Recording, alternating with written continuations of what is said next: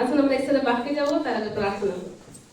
Hallelujah. মহান সামর্থ্য পরাক্রমী সর্বশক্তিমান ঈশ্বর, প্রভু তোমার উপস্থিতির জন্য ধন্যবাদ দিই। এই মুহূর্তে এই সময় অনেক দামি পিতা, কারণ এই সময় তুমি তোমার লোকদের মাঝে কথা রাখতে চাইছো। তোমার দাসীর মুখে তুমি এই মুহূর্তে ব্যবহার করো। আমি নিজের মন, প্রাণ, আত্মা, কান, চোখ সব তোমার চরণে সমর্পণ করি প্রভু। তুমি যা শেখাতে চাও, এই মুহূর্তে তুমি যা বলতে চাও, পবিত্র আত্মা আমার মুখে ব্যবহার করো। আমি সমর্পিত হই তোমার চরণে প্রভু। তুমি যা শেখাতে চাও, তুমি জানো পিতা, তুমি কাউকে না কাউকে এখানের মধ্যে সেই মেসেজকে দিতে চাইছো প্রভু। কি সে হয়তো তোমার থেকে দূরে গেছে, তোমার ঘর থেকে দূরে গেছে, এবং তুমি দেখতে পাচ্ছ যে শয়তান তাকে সেই ফাড় খানেওয়ালা সিংহের ন্যায়, সেই দরজাতে সিংহের ন্যায় তাকে খেতে আসছে। এবং এই মেসেজ হয়তো সেই সকল ভাই বোনেদের জন্য এবং আমারও জন্য পিতা, সকলের জন্য। তো প্রভু এই সময় ভার তোমার হস্তে দিলাম। যতজন ভাই বোনেরা বসে আছে প্রভু, এদের প্রত্যেককে তোমার রক্তে সমর্পণ করলাম প্রভু। এদের মনকে তোমার দিকে কেন্দ্রিত করো পিতা, বাক্যের দিকে কেন্দ্রিত করো, যাতে আজকের বাক্য প্রভু প্রত্যেকের সাথে এক একজনের সাথে পিতা কথা বলে প্রভু, আলাদা আলাদা ভাবে কথা বলে। যার যেটা প্রশ্ন সেটার জন্য উত্তর পেয়ে যায় প্রভু। আমি প্রার্থনা করি বক্তা শ্রোতা দুজনের সাথে যেন আজকের বাক্য কথা বলে। তাই প্রভু এই সময় আমি প্রত্যেক ভাই বোনকে, আমি নিজেকে এই জায়গাকে তোমার রক্তে সমর্পণ করে তোমার আত্মা দিয়ে পিতাই প্রার্থনা উদ্ধার কর্তা নাসরীয় প্রভু যিশু আমরা তোমারই নামে চাই, আমেন। গল্প বলার পূর্বে আমি দেখাবো যে সবকিছুই সিস্টেমের মধ্যে আছে না। মানুষের যখন কিছু বানাচ্ছে, কিছুই বানাচ্ছে, ধরুন ইন্ডাকশনই বানালো, তার মধ্যে কিছু ফর্মুলা আছে না, যে এরকম করলে এরকম ভাবে চলবে, একটা ম্যানুয়াল কার্ডও দেয়। তাই আমি শুধু ইন্ডাকশনের নাম নিলাম। যে কোনো জিনিস যখন মানুষ বানায় তার একটা ফর্মুলা আছে, তার একটা সিদ্ধান্ত আছে, এটা করলে এটা হবে, এটা করলে এটা হবে। তো ঈশ্বরও যখন আমাদেরকে সৃষ্টি করেছেন, তারও কিছু আছে সিদ্ধান্ত আমাদের জন্য, যে আমরা এইভাবে চললে আমরা এই পাবো, আমরা এইভাবে চললে আমরা ওই পাবো, হ্যাঁ না। যেমন আমরা ধরি মোটরসাইকেল, যিনি মোটরসাইকেল বানিয়েছেন তার ফর্মুলা এটাই, তুমি মোটরসাইকেল কিনবে আর তোমাকে ওটাতে তেল ডালতে হবে। যখন তেল দেবে তবেই মোটরসাইকেল চলবে। হালেলুয়া। কারণ এটাই তার কাছে, এটাই ফর্মুলা সে আমার কাছে দিয়েছে। চাই আপনারা 2 লাখ টাকার গাড়ি কিনুন, চাই আপনারা 4 লাখ টাকার গাড়ি কিনুন, আপনি তখন বলতে পারবেন না যে গাড়ি চল, ঘোড়া টিকটিক চল, বিনা তেলে চলবে।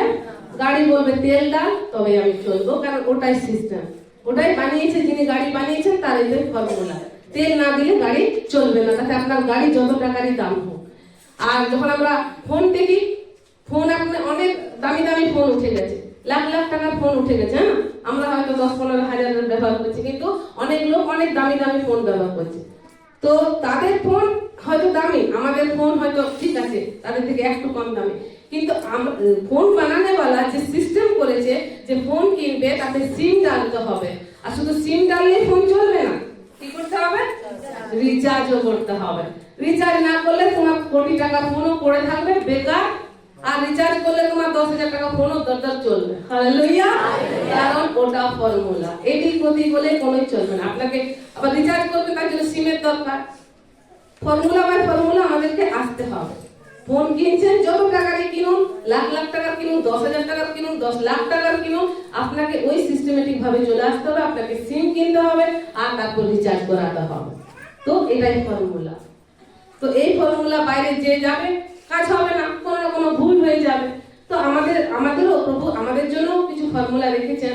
আমরাও আজ সেই বাক্যে যাব। বাক্যে যাওয়ার পূর্বে আমি দুজনের ঘটনা বলবো, দুজনের ইচ্ছা বলবো, কি তাদের যেটা সিস্টেম সেটা থেকে বেরিয়ে আসতে চেয়েছিল এবং বেরিয়ে আসার জন্য তাদের কি হয়েছিল। এটা তো যেমন একদম গাছ, গল্পের মতো বলছি। গাছ একদিন ভাবছে যে আমি বড় গাছ, ফলে ভরা, ধরুন আম গাছ, আমের ভরা আছে, পাতায় সবুজ সবুজ পাতায়, কচি পাতা, বড় পাতা সবে ভরা আছে, একদম ফুল ফল ফুলে ভরা আছে সেই গাছ ভাবছে আমি বছরের পর বছর এই মাটিতেই দাঁড়িয়ে আছি। ওরও দেখছে যে পাখিরা উঠছে, তো গাছের একদিন ইচ্ছা হলো আমি এই মাটি থেকে বেরোবো। আর আমাকে এখানেই এক জায়গাতে আমি দাঁড়িয়ে থাকবো, আমি কি পাখিদের মতো উঠতে পারবো না, আমি কি বাইরে যেতে পারবো না? তো তার একদিন ইচ্ছা হলো, আর সে কি হলো, মাটি থেকে বেরিয়ে এলো, শিকড় বাকড় সব মাটি থেকে পার করলো উড়বার জন্য। বলছে আমি উড়বো, আমি এই মাটিতে দিনের পর দিন থাকবো না। ফলে ভরা আছে, পাতায় ভরা আছে সবুজ পাতা। কিন্তু যখন সে মাটি থেকে তার শিকড়টা উঠালো, তার সাথে কি হলো, কিছুদিন ধীরে ধীরে কি হলো, যে ফল এসেছিল সেগুলো শিকড়িতে শুরু হলো, পাতাগুলো শুকিয়ে ঝরতে শুরু হলো। ও বলছে আমার সাথে কি হলো, আমি তো উড়বার জন্য মাটি থেকে আলাদা হলাম, আমি তো আকাশে পাখিদের মতো উড়বার জন্য আলাদা হলাম মাটি থেকে, আর মাটি থেকে আমি আলাদা হয়ে উড়বো কি, আমার তো যেটা ছিল ফল সেটাও ঝরতে শুরু হয়ে গেল, যে পাতা সবুজ সবুজ হারা ভরা ছিল সেটা শুকোতে শুকোতে হলুদ হতে লাগলো। এবার ধীরে ধীরে ধীরে ধীরে যখন মাটিতে যাচ্ছে না, নির্ণয় নিচ্ছে না, মাটির উপরেই আছে, উড়বার আশায় আছে, আমি উড়বো, আমি এখানে উড়বো, তো একের পর এক তার সাথে ওই অঘটনগুলো ঘটছে। পাতাগুলো শুকিয়ে শুকিয়ে ঝরে পড়ে যাচ্ছে, ফলগুলো দিন দিন দিন দিন দিন শুকিয়ে যাচ্ছে। তো সে ধীরে ধীরে কি হবে, একদিন পুরো গাছটাই শুকিয়ে যাবে, আর তার কি হবে, ফল আগুন জ্বালাবার কাজে সে লাগবে। আর সে ফল আনতে পারবে পারবে না, কারণ তার যেটা সিস্টেম, যেটা ঈশ্বর বানিয়েছেন, সব কিছুতে তিনি সিস্টেম বানিয়েছেন, তাকে মাটিতেই থাকতে হবে। মাটি তার স্রোত জীবনের, ফল ফুল আনার কি স্রোত, তার মাটি। তাকে মাটির সাথে সে জুড়ে থাকলে তবে সে আরো ফল আনতে পারতো, তার পাতাগুলো হারা ভরাই থাকতো, শুকোতো না। কিন্তু সে তার স্রোত থেকে উড়বার জন্য, তার নিজের ইচ্ছার জন্য কি হলো, মাটি থেকে বেরিয়ে এলো। এবার বেরিয়ে এলো, সে যখন দেখছে এরকম, তখন ও কাউকে জিজ্ঞাসা করছে, কাউকে মানে ওর সৃষ্টিকর্তাকেই জিজ্ঞাসা করছে, এটা কিরকম হলো, আমার পাতা কেন শুকলো? তখন উনি বলছেন, তোর অকাত না ওই ওই মাটিতে, মাটি ছেড়ে তো কোনো অকাত নেই, তুই মাটি থেকে বেরিয়ে কিচ্ছু নোস, কারণ এইভাবে ঈশ্বর বানিয়েছেন, এই সিস্টেমে তিনি বানিয়েছেন। তো তুই যখন এই সিস্টেম থেকে বার হবি, তুই যে সিস্টেমে থেকে যেটা করতে পারছিলি, ফল আনতে পারছিলি, পরের বছর তো আরো 1000 গুণে ফল আনতে পারতিস যদি তুই মাটিতে থেকে না উঠতিস। কিন্তু তুই ওই সিস্টেম থেকে বাইরে এলি বলে তো কি হলো, যে ফল ছিল সেটাও তোর যেতে বসেছে, যে হারা ভরা পাতা ছিল সেটাও যেতে বসেছে। তো সেই যাকে সে জিজ্ঞাসা করছে, সে বলল তোর অকাত এই মাটিতে আছে। এরকম একদিন মাছ বলছে, আমি না কত আর জলে থাকবো, থেকে থেকে না আমার বোর লাগছে জলে, তো আমি ওই বাইরে কুকুর বেড়াল গুলো চলছে, আমি যাব। ও একদিন জলে থেকে থেকে বিরক্ত হয়ে গেছে, আমি যাব, ওই কুকুর বেড়ালরা যে বাইরে বাইরে ঘুরে বেড়াচ্ছে, আমিও তাদের মতো চলবো। মাছের এটা কি হলো, খয়াল জাগলো, ইচ্ছা জাগলো, আর সে টপাক করে মাছ জল থেকে বেরিয়ে গেল। টপাক করে জল থেকে বেরিয়ে গিয়ে করছে, 2 মিনিটও থাকতে পারলো না, দম আটকে আছে, আবার জলে এসে, যখন জলে এসে আবার সে প্রাণ ফিরে পেল। তার বন্ধুরা বলছে, তুই নাকি উপরে কুকুর বেড়ালের মতো চলবি, তুই কি হলো, তুই যে গেছিলি? বলছে, বাপরে পারলাম না থাকতে, আমি কি জানি কিরকম একটা লাগছে, আমি জলে যেরকম আছি, মানে কি বলবো, নর্মাল ভাবে সুন্দর ভাবে আমি সাঁতার কাটছি, আমার আওয়াজ চকচক করছে, উপরে উঠে তো আমার শুকোতে লাগলো সবকিছু, আর আমার তো নিঃশ্বাসও বন্ধ হতে লাগলো, জানি না কি কেন এরকম হচ্ছে। তো ও গায়ের জোরে আবার গেছে, বন্ধুরা যেটা বললো, তুই বললি আমি ওখানে যাবো, ওখানে থাকবো, ওরা সুন্দর ভাবে আছে, তুই জলে ভালো নেই, জলে তোর বন্ধনের মতো লাগছে, এই পুকুরটার মধ্যেই তোকে ঘুরতে হচ্ছে, তুই বাইরে পুরো পৃথিবী ঘুরে বেড়াবি কুকুর বেড়ালদের মতো দুনিয়া ভর, তো কি হল? সে ওই জন্য সে আবার জোর করে আবার ডাঙায় গেছে। তো ডাঙায় যখন গেছে, জোর করে কিছুক্ষণ থাকলো, 5 মিনিটের মতো, কিন্তু মর অবস্থা হয়ে গেল, কারণ তার অকাত কোথায়, ওই জলে। সে জল থেকে বেরোলে কিছুই না, যতক্ষণ সে জলে, সে ডিমও পারতে পারবে, আরো মাছের জন্ম দিতে পারবে, কিন্তু যদি ডাঙায় যায় আর পারবে? তার তো বন্ধুগুলো বলে, তোর অকাত না এই জল পর্যন্ত, তুই জলের বাইরে গেছিস, তুই কিচ্ছু করতে পারবি না, জলের বাইরে গেলে তুই কিছু করতে পারবি না, কারণ পরমেশ্বর ঈশ্বর এইভাবেই সিস্টেম বানিয়েছে, এইভাবে সিস্টেম বানিয়েছে, তুই জলের তো জল পর্যন্ত অকাত, তুই বাইরে গিয়ে কিচ্ছু করতে পারবি না। তো আমাদের জন্য, আমরা যারা মানুষ, আমরা যারা ঈশ্বর থেকে বেরিয়ে এসেছি, তো আমাদের অকাত কোথায়? ঈশ্বর। হালেলুয়া। মানুষ বেরিয়ে এলো কোথা থেকে? ঈশ্বর থেকে। তো সিস্টেম বাই সিস্টেম, মানুষও যখন কোন সৃষ্টি করছে, সিস্টেম, এটা সিস্টেম আছে। কোন আমি কিনছি জিনিস, তারপর ম্যানুয়াল কার্ড দিচ্ছে, দেখো এটা এরকম, এতটা গরম, এতটা হিট, এতটা হবে, এইভাবে এটাতে দুধ গরম করবে, এভাবে একটা ম্যানুয়াল কার্ড দেয়। ইন্ডাকশন কিনি বা ফোন কিনি, তখনও ম্যানুয়াল কার্ড দেয়, এইভাবে ব্যবহার করবে। তো সবেরই একটা সিস্টেম আছে, ফর্মুলা আছে। তো আমরা যার থেকে বেরিয়ে এসেছি, আমরা কার থেকে বেরিয়ে এসেছি? ঈশ্বর থেকে বেরিয়ে এসেছি। কারণ যখন প্রভু বানালেন এই সৃষ্টি, সবকিছু মুখে বলে বলে তিনি বানালেন, তিনি বললেন আর সৃষ্টি হলো। কিন্তু যখন তিনি মানুষকে বানালেন, তখন ঈশ্বর নিজের হাতে কার্য করলেন। হালেলুয়া। একমাত্র মানুষকে বানানোর সময় তিনি নিজের হাতে কার্য করলেন। যে মাটিতে তখনও পর্যন্ত শস্য উৎপন্ন হয়নি, যে মাটিতে তখনও বৃষ্টি পড়েনি, বাইবেল বলছে। যখন আমরা আদি পুস্তকে চলে যাব, যেখানে আদি পুস্তকে মানুষ সৃষ্টি করছে, 2:7 পরে আছে, তো সেখানে মানুষ সৃষ্টি করছে। প্রভু আগে লেখা আছে সেই মাটিতে কোনো ফসল উৎপন্ন হয়নি, আগে কোনো বৃষ্টিও পড়েনি, বাস সেখানে কুজ্ঝটিকা লেখা আছে, হিন্দিতে লেখা আছে কুহরা। ওটাতেই মাটি সিক্ত হলো, আর সেই সিক্ত মাটি তুলে প্রভু কি করলেন, নিজেকে দেখলেন আর হাতে মাটি তুলে নিয়ে নিজেরই মতো বানালেন। তো সেটা তো নির্জীব প্রাণী হলো না, তার মধ্যে কিছুই নেই, শুধু মাটির পুতলা হলো। তখন প্রভু কি করলেন, তার নিজের যেটা শ্বাস সেটা ওনাকে ফু দিয়ে দিলেন, আর বাইবেল বলছে আদম জীবিত প্রাণী হয়ে গেল। হালেলুয়া। আমাদের মধ্যে কার আছে জীবন? ঈশ্বরের জীবন আছে। তো আমরা যদি বলি ঈশ্বর থেকে বেরিয়ে আমরা কিছু করবো, তো করতে পারবো? আমরা ফলতে ফুলতে আশীর্বাদিত থাকতে সুস্থ থাকতে একমাত্র তখনই পারবো যখন আমরা যার থেকে বেরিয়ে এসেছি তার সাথে যুক্ত থাকবো। হালেলুয়া।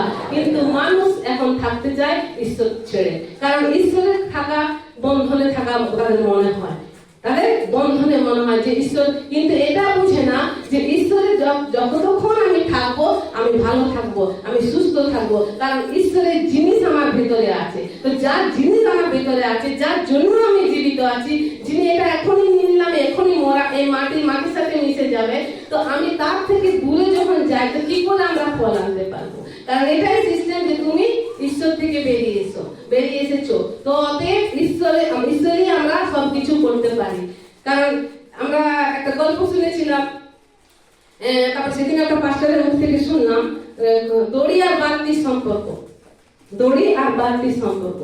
কুয়ো থেকে জল উঠাচ্ছে, তো দড়ি বাঁধা আছে বালতিটাতে, বালতি নিচে যাচ্ছে, জল উঠিয়ে নিয়ে আসছে, দড়ি টানছে আর জল উঠে আসছে। বালতি মনে করছে আমি ডুবছি আর এক বালতি করে জল নিয়ে আসছি, আর তাতে সবাই খাচ্ছে বা চাষবাস হচ্ছে, মানে অনেক আশীর্বাদ পাচ্ছে সেই জল থেকে। তো বালতি জল তো নিয়ে আসছে, আশীর্বাদ তো তার থেকে পাচ্ছে, কিন্তু তার একটা বন্ধন লাগছে যে দড়িটা বাঁধা আছে, তার সাথে আমাকে কেন বেঁধে রেখেছে, আমি কেন বাঁধা, ও কি কাজ করছে, ও তো আমাকে বেঁধে রেখেছে। তো বালতি চাই খোলা মেলা হোক, আমাকে যেন খুলে দেয়, তো আমি তো নিজে যাচ্ছি, জল তো নিজেই ডুবাচ্ছি আর উঠছি, তো কি ও বন্ধন থেকে ছাড়তে চাইলো, দড়ি থেকে ছেড়ে দিতে চাইলো। তো দড়ি থেকে যখন খোলা হলো, বালতি ডুবেই থাকলো, আর উঠাতে পারবে জল? যতক্ষণ সেই বন্ধনে আছে, ওই বন্ধন তার জন্য আশীর্বাদ। তো ঈশ্বরের নিয়ম, অনেক মানুষ, অনেক ঈশ্বরের লোকেরা সেটাকে বন্ধন মনে করে, কিন্তু যারা বন্ধন মনে করে না, যারা সেটাকে আশীর্বাদ করে, তো ওই বালতি নেয়, সে যখন ঈশ্বরের সাথে জুড়ে থাকবে, বাঁধা থাকবে, তো সে নিয়ে আসবে আশীর্বাদকে, সে ভরা জল নিয়ে আসবে, আর তার মাধ্যমে অনেক লোক আশীর্বাদিত হবে। কিন্তু তাকে ওই দড়িতে বাঁধা থাকতে হবে। আপনারাই বলুন, যদি বলে বিনা দড়িতে আমি কুয়ো থেকে জল তুলবো, পারবে? তো আমরা ঈশ্বরের নিয়মে বাইরে গিয়ে কখনোই ফল উৎপন্ন করতে পারবো না, কখনোই সুস্থ থাকতে পারবো না, কখনোই আমরা শান্তিতে থাকতে পারবো না, কারণ সেটা আমাদের বন্ধন মনে হলো, সেটা আমাদের আশীর্বাদের কারণ। হালেলুয়া। কারণ মনুষ্য কোথা থেকে বার হয়েছে? ঈশ্বর থেকে। ঈশ্বর বলেছে তুই আমার থেকে বার হয়েছিস। হালেলুয়া। আর আসলে আমরা বাক্যে যাবো এবার, যেটা বলছিলাম কিভাবে মানুষ বানিয়েছে। আদি পুস্তক 2:5 থেকে 7 লিখে এখন পরে পড়বেন, এটা পড়তে দেবো না। আদি পুস্তক 2:5 থেকে 7 যে কিভাবে বানালো মানুষ। মাটি তখনও সিক্ত হয়নি বৃষ্টির জলে, তখনও সেখানে বলছে চাষ করার কেউ ছিল না, কারণ তখন মনুষ্যই নির্মাণ হয়নি, কে চাষ করবে? সেখানে বৃষ্টি পর্যন্ত হয়নি, বাস কুজ্ঝটিকা, আর যেটা হিন্দিতে কোহরা বলছে, যে মাটিটাকে ভিজিয়ে দিল, আর সেই ভিজে মাটি তুলে প্রভু আদমকে বানালেন। Hallelujah, hallelujah. তো আসুন আমরা বাক্যে যাব, যে যোহন্না 15:5, মানে যোহন তার 15:5 বার করবো। এই দাক্ষালতা তোমরা শাখা, যে আমাতে থাকে এবং যাহাতে আমি থাকি, সেই ব্যক্তি প্রচুর ফলে ফলবান হয়, কেননা আমা ভিন্ন তোমরা কিছুই করিতে পারো না। Hallelujah, hallelujah. पढ़ो हिंदी पढ़ो, हिंदी आरो। मैं दाखलता हूँ, तुम डालियाँ हो, और जो मुझ में बना रहता है और मैं उसमें, वो बहुत फल लाता है, क्योंकि मुझसे अलग होकर तुम कुछ नहीं कर सकते। मुझसे अलग होकर तुम कुछ भी नहीं कर सकते। আমি দ্রাক্ষালতা, তোমরা শাখা। যে আমাতে থাকে এবং যাহাতে আমি থাকি সেই ব্যক্তি প্রচুর ফলে ফলবান হয়, কেননা আমা ভিন্ন তোমরা কিছুই করিতে পারো না। হালেলুয়া। পড়ো, এক একটা করে হিন্দিতে পড়ো। मैं दाखलता हूँ, तुम डालियाँ हो। जो मुझ में बना रहता है और मैं उसमें, वह बहुत फल फलता है, क्योंकि मुझसे अलग होकर तुम कुछ भी नहीं कर सकते। হালেলুয়া। এটা ঈশ্বর আমাদেরকে চ্যালেঞ্জ দিচ্ছে যে তুই আমার থেকে আলাদা হয়ে কিছুই করতে পারবি না। मुझसे अलग होकर तुम कुछ भी नहीं कर सकते, कुछ भी नहीं। তো পরমেশ্বর চ্যালেঞ্জ দিচ্ছে আমাদেরকে কি তুই আমার থেকে আলাদা হয়ে কিচ্ছু করতে পারবি না। তো ঈশ্বরের এই চ্যালেঞ্জ, কারণ আমরাও দেখেছি, আমরা অনেকজনকে দেখেছি যারা ঈশ্বরে এসেছে এবং ঈশ্বর থেকে দূরে চলে গেছে, তারপর তাদের কি অবস্থা হয়েছে ঈশ্বর থেকে দূরে যাওয়ার কারণে। কারণ এখানে খুব আমিও এই জন্য জোর করে বলতে পারছি কি আপনারা কেউ না আমি ঈশ্বর থেকে আলাদা হয়ে আমরা কিছুই করতে পারবো না। আমাদের স্রোত, আমাদের জীবন কোথায়? ঈশ্বরে। যতক্ষণ আমরা ঈশ্বরে ততক্ষণ আমরা ফলবান। আর ঈশ্বর থেকে দূরে যাব, আমরা কোনো ফল আনতে পারবো না। যা ফল এনেছি সেটাও শুকিয়ে যাবে। ওই গাছের ন্যায় যা সিস্টেম ছিল মাটিতে, কিন্তু সে মাটি থেকে উঠে উঠতে চাইলো, সে ঈশ্বরের বানানো সিস্টেমকে, ফর্মুলাকে ভাঙতে চাইলো যে না না, এই বন্ধনে আমি থাকবো না, আমি মাটি থেকে উড়ে আমি আকাশে উঠবো। আরে ঈশ্বর বানিয়েছেন কাউকে ওড়ার জন্য, কাউকে জলে থাকার জন্য, কাউকে মাটি দাঁড়িয়ে থাকার জন্য। প্রভু তার একটা ফর্মুলা দিয়ে সবকিছু বানিয়েছেন, কিন্তু সেই ফর্মুলা থেকে আমরা বেরিয়ে আসতে চাই। কারণ আমাদের উড়তে ভালো লাগে, আমাদের বন্ধনে থাকতে ভালো লাগে না, আমাদের মা বাবা শাসনে থাকতে ভালো লাগে না। কিন্তু তারা জানে না যে ওই মা বাবা শাসনে থেকে তারা ফল আনতে পারবে। আর নইলে যেই বাইরে যাবে তাদের কি অবস্থা হবে? বাইরে কে আছে? শয়তান। ফেড়ে খাওয়ার জন্য শয়তান আছে। কিন্তু যতক্ষণ সে আমরা ঈশ্বরে থাকি, ঈশ্বর আমাদের রক্ষা করতে পারেন। কিন্তু যদি আমরা ঈশ্বরের থেকে দূরে যাই, তো ঈশ্বর চাইলেও তিনি আর করতে পারছেন না, কারণ আমরা তার বাক্যের বিরুদ্ধে চলে যাচ্ছি। আর তখন তিনি করতে পারছেন না। তিনি ভালোবাসেন, তিনি কাঁদছেন। তার জন্য তো তিনি একমাত্র পুত্রকে পাঠালেন যে আমরা যাতে তার উপর বিশ্বাস করি, তিনি যাতে তার মাধ্যমে আমাদের সাথে কথা বলে। কি তিনি যিশু এসে ভেদ প্রকাশ করলেন না, নিজে কি সেটা বললেন আর ঈশ্বরের ভেদকে প্রকাশ করলেন। হালেলুয়া। তো ঈশ্বর এই বাক্যে যেটা আমরা পড়লাম যোহন তার 15:5 কি তিনি মানুষকে চ্যালেঞ্জ দিচ্ছেন। আপনারা করে দেখুন, দেখে আমি ঈশ্বর থেকে বেরিয়ে কিছু করতে পারছি কিনা। ভাববেন না, গাছটা কিন্তু মাটি থেকে উঠে শুকোতে শুরু হয়ে যায়নি। আপনি প্রার্থনা না করুন, কিছু হবে না, কিছুদিন কিচ্ছু হবে না। আমরা যেমন যারা প্রার্থনা করছি তাদের যেমন জীবন, আপনারও সেরকমই জীবন হবে, কিন্তু একদিন আসলে হবে। ওই গাছ মাটি থেকে বেরিয়ে কিন্তু শুকিয়ে যায়নি, কিছুদিন সতেজ থাকে। হালেলুয়া। কিন্তু ধীরে ধীরে দিন দিন যখন আমরা ঈশ্বরের বাক্যের বিরুদ্ধে কাজ করতে থাকি, দিন দিন যখন আমরা প্রার্থনা থেকে দূরে যেতে থাকি, প্রথমে আমাদের চেহারার মধ্যে সেটা আসে না, প্রথমে আমাদের জীবনে সেটা দেখা যায় না।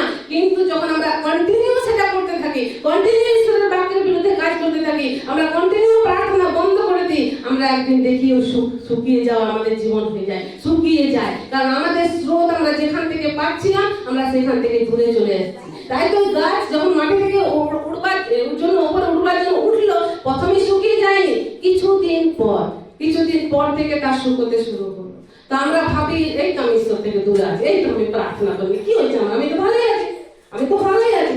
কিন্তু আমার ভাই, আমার বোনেরা, ওই গাছের ন্যায় একদিন শুকিয়ে যাবেন। আর শুকনো গাছের কোনো কাজ নেই আগুনে জ্বালা ছাড়া, তাকে আগুনে যেতে হবে। এখানে নরক দর্শাচ্ছে। তো আমরা যেন যেটা আমাদের স্রোত, যেটা আমাদের অকার, আমরা ঈশ্বর ছেড়ে কিছু করতে পারি না। কারণ খুদ এটা ঈশ্বর আমাদেরকে চ্যালেঞ্জ দিয়েছে कि मुझसे अलग होकर तुम कुछ भी नहीं कर सकते। কত বড় বাক্য, কত বড় চ্যালেঞ্জ আমাদেরকে।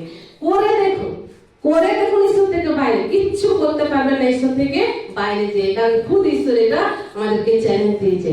কিন্তু আমরা মনুষ্য, আমাদের সব বন্ধনে থাকতে ভালো লাগে না। আমরা চার্চে আসছে কোনো ভাই বোন হয়তো আশীর্বাদ পেল, হয়তো সুস্থ হলো, তারপরে এখান থেকে ফাদার বা দাসীরা এখান থেকে বলছে ঈশ্বরের বাক্যে এই নিয়ম আছে, ওই নিয়ম আছে, বা তাকে পার্সোনাল বোঝানো হচ্ছে এটা করো না, অত করো না, তো তার বন্ধনের মতো লাগে।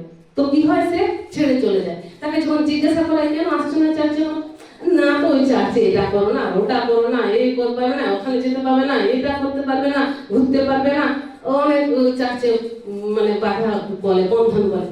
তো আমার ভাই বোনেরা, ফাদার কোনো নিজের নিয়ম বানাননি বা দিদিও কোনো নিজের নিয়ম বানায়নি, তারা ঈশ্বরের বাক্যের নিয়ম আপনাদের কাছে রাখে, যেটা ঈশ্বর বলেছে আমরা সেটাই আপনাদের কাছে রাখি। তো আপনাদের মনে হয় না ফাদার আমাদেরকে এটা আটকাচ্ছেন, আপনাদের মনে হয় না না দিদি বেশি চাপ দিচ্ছে, এটা খুলে দাও, এটা করো না, এরকম করো না, বা এদিকে যেও না, এসব করো না, এসব করলে তুমি মানে আরো অশান্তিতে চলে যাবে, সিংহ দাঁড়িয়ে আছে, শয়তানের সিংহ আপনাকে ফেড়ে খাওয়ার জন্য। তো এটা করবে না, না, তারা বন্ধনে চায় না, তারা আশীর্বাদকে নিতে চায় বালতির মতো, জল ডোবাতে চায়, কিন্তু দড়ির সাথে ঝুলে থাকবো না, ঈশ্বরের সাথে থাকবো না, ফল তো আনতে চায়, সুস্থ তো থাকতে চায়, আমি তো বরদানও পেতে চাই, কিন্তু আমি বন্ধন যে দড়িটা বালতিটাকে বেঁধে রেখেছে ওই বাঁধা অবস্থায় আমি থাকবো না, আমি খোলা। তো পারবে বালতি জল আনতে বিনা দড়িতে? পারবো আমরা ফল আনতে ঈশ্বরকে ছেড়ে দিয়ে? আর সেই ফল আমাদের অভিশাপেরও কারণ হবে। যে ফল নিয়ে, যে আশীর্বাদ নিয়ে আমরা আমাদের যেটা জীবনের স্রোত, আমাদের যেটা এখানে অকাল, সেটা ছেড়ে যখন আমরা চলে যাব, তো ওটাই আমাদের অভিশাপের কারণ হবে। আমরা বাইবেল থেকে দেখেছি, অনেক আছে, অনেক জায়গায় আমরা পড়েছি। একটা তো বিশেষ ঘটনা, সেটা হচ্ছে উড়াও পুত্র। সেখানে সেই ঘটনা যদি আমরা পড়ি একটা একটা করে, ও পুরো বুঝে যাব যে কি বলতে চাইছে, ওখানে কি সেই ছেলের দশা হয়েছিল। সেখানে যদি আপনারা সাধারণভাবে পড়েন, ওটা তো সাধারণ স্টোরি, কিন্তু এক একটা ওখানে শব্দ না ঈশ্বর আর আমাদেরকে বোঝাচ্ছে। ওখানে পিতা হচ্ছে, পিতা যা চরিত্র করছে ওখানে, ওটা প্রভু ঈশ্বর, আর যে পুত্র, দুটো পুত্র ছিল, বড় আছে ছোট, তো ওই দুটো পুত্র আমাদের মধ্যে, কেউ ছোট পুত্র, কেউ বড় পুত্র। কেউ পুত্র পিতার কাছে থেকে পিতার আজ্ঞা পালন করছে এবং পিতার যেটা বলছে পিতার সেবা করছে, আর পিতার সম্পত্তি সব মালিক সে। কারণ আমরা সেই গল্পতে লাস্টে দেখেছিলাম যখন সেই ছেলে রেগে গেছিল, হ্যাঁ আমি তোমার আজ্ঞা পালন করছি, আমি তোমার সেবা করছি এতদিন ধরে, আর তোমার ওই ছেলে তোমার টাকা নিয়ে পেশাদের কাছে লুটিয়ে দিয়ে এলো, আর সেই ছেলের জন্য তুমি আমোদ প্রমোদ করছো, সেই ছেলের জন্য তুমি হৃষ্টপুষ্ট পশুটা কাটলে, সেই ছেলের জন্য তুমি এত করছো, আর আমার জন্য কিছু করনি। সেখানে পিতা কি বললো? আমার যা কিছু সব তো তোর, কারণ সে তো পিতার গৃহে আছে, পিতার আজ্ঞা মানছে, পিতার যা কিছু সব পিতা সেদিন বললেন। কিন্তু ওই পুত্র, যে পুত্র কি হয়েছিল, মারা গেছিল, সে আবার ফিরে এসেছে। সে পুত্র কি মারা গেছিল শারীরিকভাবে? পিতা থেকে দূরে যাওয়া মানে মরে যাওয়া। পিতা থেকে দূরে যাওয়া মানে মরে যাওয়া, মরে যায়। যখন পিতা থেকে আমরা দূরে যাই, ফল আনতে পারে না, মরা লোকে ফল আনতে পারে না। তো পিতা সেদিন তাহলে বড় পুত্রকে বলছে, ওই পুত্র আমার মরে গেছিল, সে ফিরে আসছে। ওই পুত্র হারিয়ে গেছিল, আর সে ফিরে আসছে। সে হারিয়ে গেছিল, তার জন্য আমোদ প্রমোদ মানানো আবশ্যক আছে, কারণ সে তো মরে গেছিল, তাকে আমি আবার ফিরে পেয়েছি, তুই তো আছিস বেটা আমার কাছে, আমার তো সব তোর। তো এইরকম দুটো পুত্র আমাদের মধ্যে আছে। কেউ ওই ছোট পুত্র আশিস নিয়ে চলে যাবে বাইরে, আর কেউ পিতার আজ্ঞাবহ হয়ে ওখানেই থাকবে, পিতার এক একটা আজ্ঞাকে মানবে, এবং তাকে শয়তান ছুতেও পারে। বড় ছেলের সাথে এমনি ঘটনা ঘটেছিল, ছোট ছেলের সাথে যে ঘটনা ঘটলো, কিন্তু বড় ছেলে পিতার তত্ত্বাবধানে ছিল, পিতার সুরক্ষায় ছিল, সে পিতার আজ্ঞা ছেড়ে বাইরে যায়নি। কিন্তু ছোট ছেলে কি করলো? আশীর্বাদকে নিয়ে, তোমার কাছে বাড়বে না, আমি যাই বাইরে বাড়াবো, বাড়লো, যেটা ছিল সেটাও নষ্ট করে এলো, নিজের ওরকম অবস্থা করে এলো, আর পিতার কাছে দৌড়ে। আসুন আমরা বাড়তে চাই 15:11-24। আর তিনি কহিলেন, এক ব্যক্তির দুই পুত্র ছিল, তাহাদের মধ্যে কনিষ্ঠ আপন পিতাকে কহিল, পিত, সম্পত্তির যে অংশ আমার ভাগে পড়ে তাহা আমাকে দেও। তাহাতে তিনি তাহাদের মধ্যে ধন বিভাগ করিয়া দিলেন। অল্পদিন পরে সেই কনিষ্ঠ পুত্র সমস্ত একত্র করিয়া লইয়া দূর দেশে চলিয়া গেল, আর তথায় সে অনাচারে নিজ সম্পত্তি উড়াইয়া দিল। আমরা দেখলাম এখানে যে একজনের দুই পুত্র ছিল, আর দুই পুত্রের মধ্যে ছোট পুত্র, কনিষ্ঠ পুত্র পিতাকে বললো, আমার সম্পত্তি মানে ভাগ বাটোয়ারা করো, আমরা দুই ভাই আছি, ভাগ করে দাও, আমার যেটা ভাগে পড়ছে আমাকে দাও। আর পিতা কি করলো? দত্তনাথ করে দিল। তো দত্তনাথ করে দেওয়ার পর সেই পুত্র কিছুদিন থাকার পর সেই সম্পত্তি নিয়ে চলে গেল দূর দেশে। বাস আমি গল্পটা শুধু বলছি, তারপর এক একটা শব্দ আপনাদের কাছে রাখবো, আপনারা বুঝবেন এখানে দূরদেশ মানে কি, এখানে অনাচার মানে কি, আকাল কখন আসে, আর কষ্টে কখন পড়তে হয়, আর শুয়োর চড়ানো কি। এই পুরো গল্পটা যদি গল্পের মতন পড়ি শুধু গল্প, কিন্তু যদি আমরা আত্মিক ভাবে পড়ি এটা পুরো স্পষ্ট ছবি উঠে আসে। তো কি হলো আমি ছোট করে গল্পটা আগে বলে দিই। তো দুই পুত্র ছিল, এক পিতা। তো ছোট পুত্র বলল সম্পত্তি ভাগ করো, আমি ভাগ নেব। তো পিতার সঙ্গে সঙ্গে ভাগ করে দিল। কারণ নিশ্চয়ই আমরা বুঝতে পারছি সে হয়তো মানে বয়স তার হয়ে গেছিল। ছোট হলে পিতা বলতো না ছোট আছে তখন ভাগ বাপরা কেন করবো, আর বড় হয়ে যা। তো সে পিতা তার বলা সত্ত্বে সত্ত্বে কি করলো, ভাগ করে দিল। আর কিছুদিন পরে সেই পুত্র থেকে নিয়ে সমস্ত ধন সম্পত্তি একত্র করে নিয়ে কোথায় চলে গেল, দূর দেশে। দূর দেশে যাওয়ার পর আমরা সবাই জানি তার কি হালত হয়েছিল। কিছুদিন তো সে আরামে আমোদে প্রমোদে খুশিতে ছিল, নাচ গান, বন্ধু বান্ধবদের সাথে আড্ডা, হোটেলে যাওয়া, নোংরা মেয়ে ছেলেদের সাথে ওঠা বসা। কারণ তখন তার টাকা আছে, আশিস আছে, নিয়ে এসেছে পিতার কাছ থেকে সে আশিস। আর সেই আশিসে কি কাজ করছে, সে খারাপ কাজ করছে। তো যখন সে দূর দেশে গেছে আর সে খারাপ কাজ করছে, তার কি হলো, টাকা সব ব্যয় হয়ে গেল। ব্যয় হওয়ার পরে সেই দেশে আকাল এলো, মানে দুর্ভিক্ষ এলো, যখন তার কাছে কিছুই নেই। আগে এলো সব বসে বসে কিছুদিন খেত, কিন্তু শয়তান যখন আপনাকে পিতার কাছ থেকে দূরে নিয়ে যায়, কিছুদিন তো আপনি থাকেন, যখন আপনার কাছ থেকে সব দূর হয়ে যায়, সব আপনার কাছ থেকে খতম হয়ে যায়, আপনার শরীর, আপনার শান্তি, আপনার টাকা, আপনার পয়সা, এরপর নিয়ে আসে সে দুর্ভিক্ষ, এরপর নিয়ে এসেছিল সে আকাল।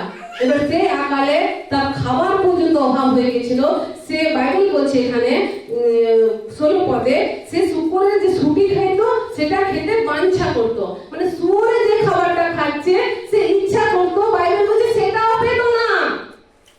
পিতার কাছ থেকে দূরে গেলে আপনি যাই বাঞ্ছা করুন, এত নিম্ন সে চাইছে। আপনি পিতার কাছ থেকে, পিতার কাছে আছেন, আপনার খুব উত্তম উত্তম দ্রব্যে আপনাকে আপ্যায়িত করছে, হ্যাঁ না? আমরা কি অবস্থায় ছিলাম আর এখন কি অবস্থায় আছে আমরা সবাই সকলে জানি। প্রভু আমাদের কত ভালো রেখেছে, সব দিক থেকে ভালো রেখেছেন, আশীষিত রেখেছেন। কিন্তু বাইরে যাবো যখন, পিতার আজ্ঞার বাইরে গিয়ে, পিতার ভবনের বাইরে গিয়ে আমি যাবো, পিতার থেকে দূরে যাব, তখন আমি শুধু ফ্যান ভাত খেতেও চাইবো না, সেটাও পাবো না। এখানে ফ্যান ভাত তো অনেক উঁচুতে আছে, ও শুয়োরের খাবার খেতে চাইছে, আর বাইবেল বলছে সেটাও পেত না। দেখো 16 পদে কি বলছে, তখন শুকরের যে ছুটি খাইতো তাহা দিয়া সে উদর পূর্ণ করিতে বাঞ্ছা করিত। এই নয় কি আমি ভালো ভালো খাবো, আমার জীবেরও স্বাদ মিটবে, উদর পূর্ণ, পেটটা ভরার জন্য, যে আমি শুকরের ছুটিটাকে আমার পেটটা তো ভরাবো, তো সেটা বাঞ্ছা করিত, মানে ইচ্ছা করিত, আর কেহই তাহাকে দিত না, কেহই তাহাকে দিত না। যখন তার কাছে ছিল সম্পত্তি, তার কাছে ছিল পিতার আশীর্বাদ, তখন সবাই তার বন্ধু বান্ধব ছিল, সবাই তার সাথে ঘুরে বেড়াতো, সবাই তার টাকাকে এভাবে ভাগ মানে খরচা করে তাকে নিঃস্ব করে দিল। কিন্তু এখন সে তার কাছে কিছু নেই, আর পিতাও নেই তার কাছে। কার কাছে যাবে সে? পিতার কাছে থাকলে তো পিতার কাছে দৌড়ে যেত, পিতা তো আমার এরকম হয়ে যায়, পিতা তার জন্য ব্যবস্থা করতো। কিন্তু সে পিতার কাছেও নেই, তো কার কাছে যাবে সে?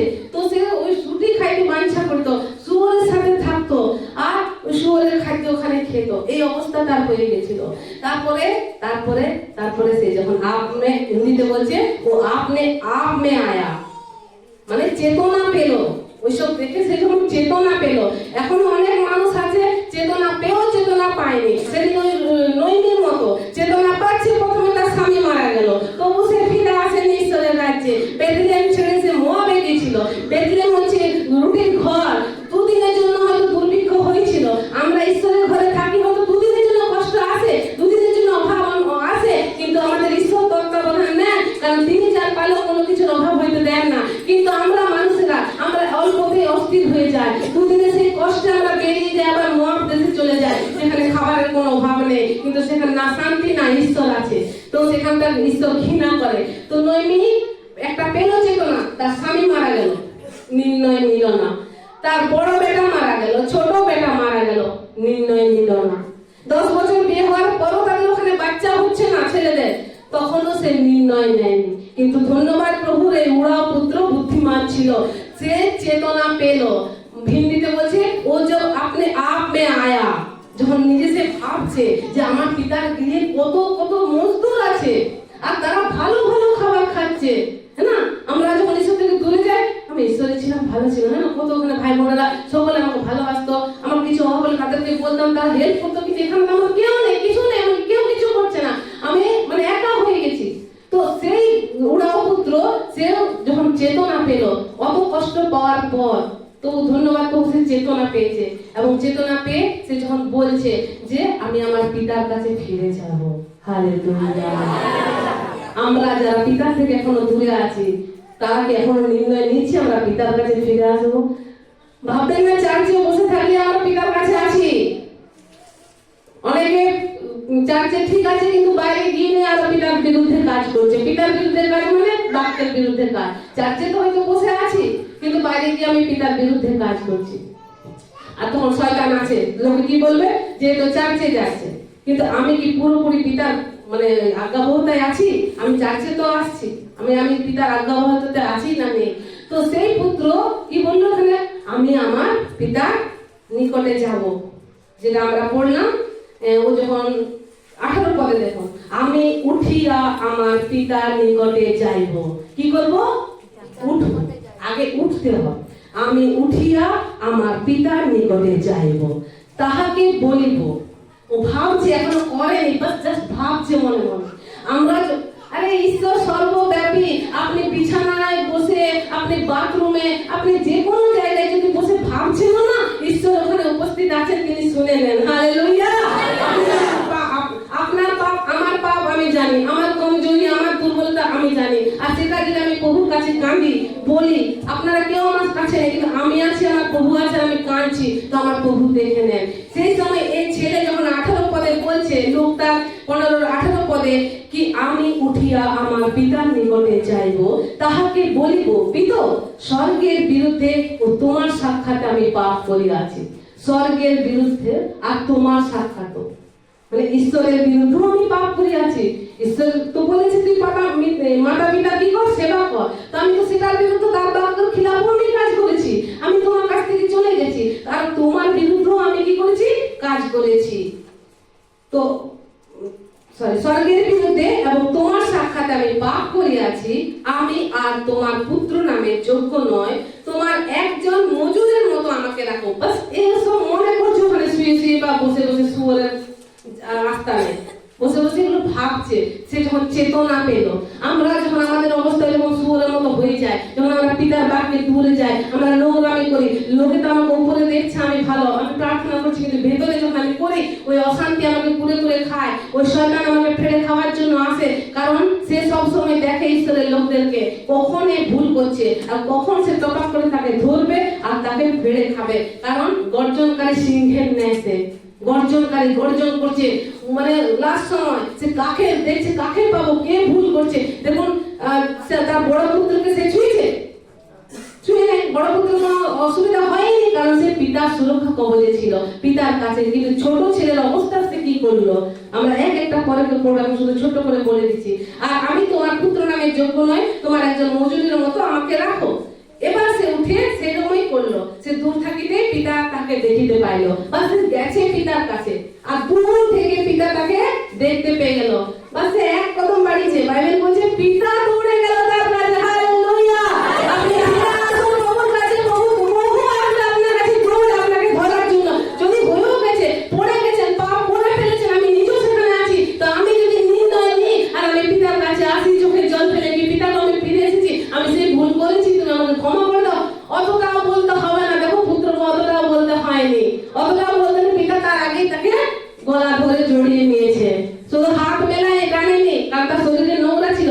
গলা ধরতে গেলে তো আমাকে একদম পুরো নিকট আসতে হবে না, আমি যখন কাউকে গলায় আলিঙ্গন করবো তো আমাকে পুরো কাছে আসতে হবে। তো সেই পিতা তার পুত্র পুরো শরীর নোংরাতে ভরা থাকা সত্ত্বেও পুরো কাছে এসে গলায় ধরে তাকে চুম্বনও করছে, কিন্তু তার শরীরে কি লেগেছিল, শুয়োরের নোংরা।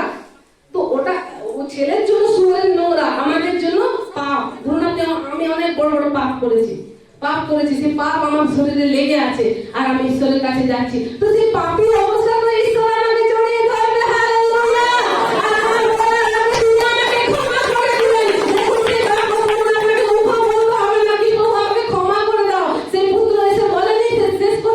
ভেবেছিল ঠিকই শুয়োরের রাস্তা নেবে, কি আমি উঠবো, আমি যাবো পিতার কাছে, আমি বলবো পিতাকে কি পিতা আমি স্বর্গের বিরুদ্ধে আর তোমার বিরুদ্ধে পাপ করেছি, পিতা তুমি একটা মজুরের মতো আমাকে রাখো, পুত্র হওয়ার যোগ্য আমি নয়। আমরা যখন পিতার গৃহ থেকে বেরিয়ে যাই, আমরা পুত্র হওয়ার যোগ্য থাকি ঈশ্বরের। পুত্র কে, যে পিতার আগে মানে, যে পিতার সেবা করে, পিতার কাছে থাকে, আর পিতা সবসময় রক্ষা করতে পারে, কিন্তু সে তো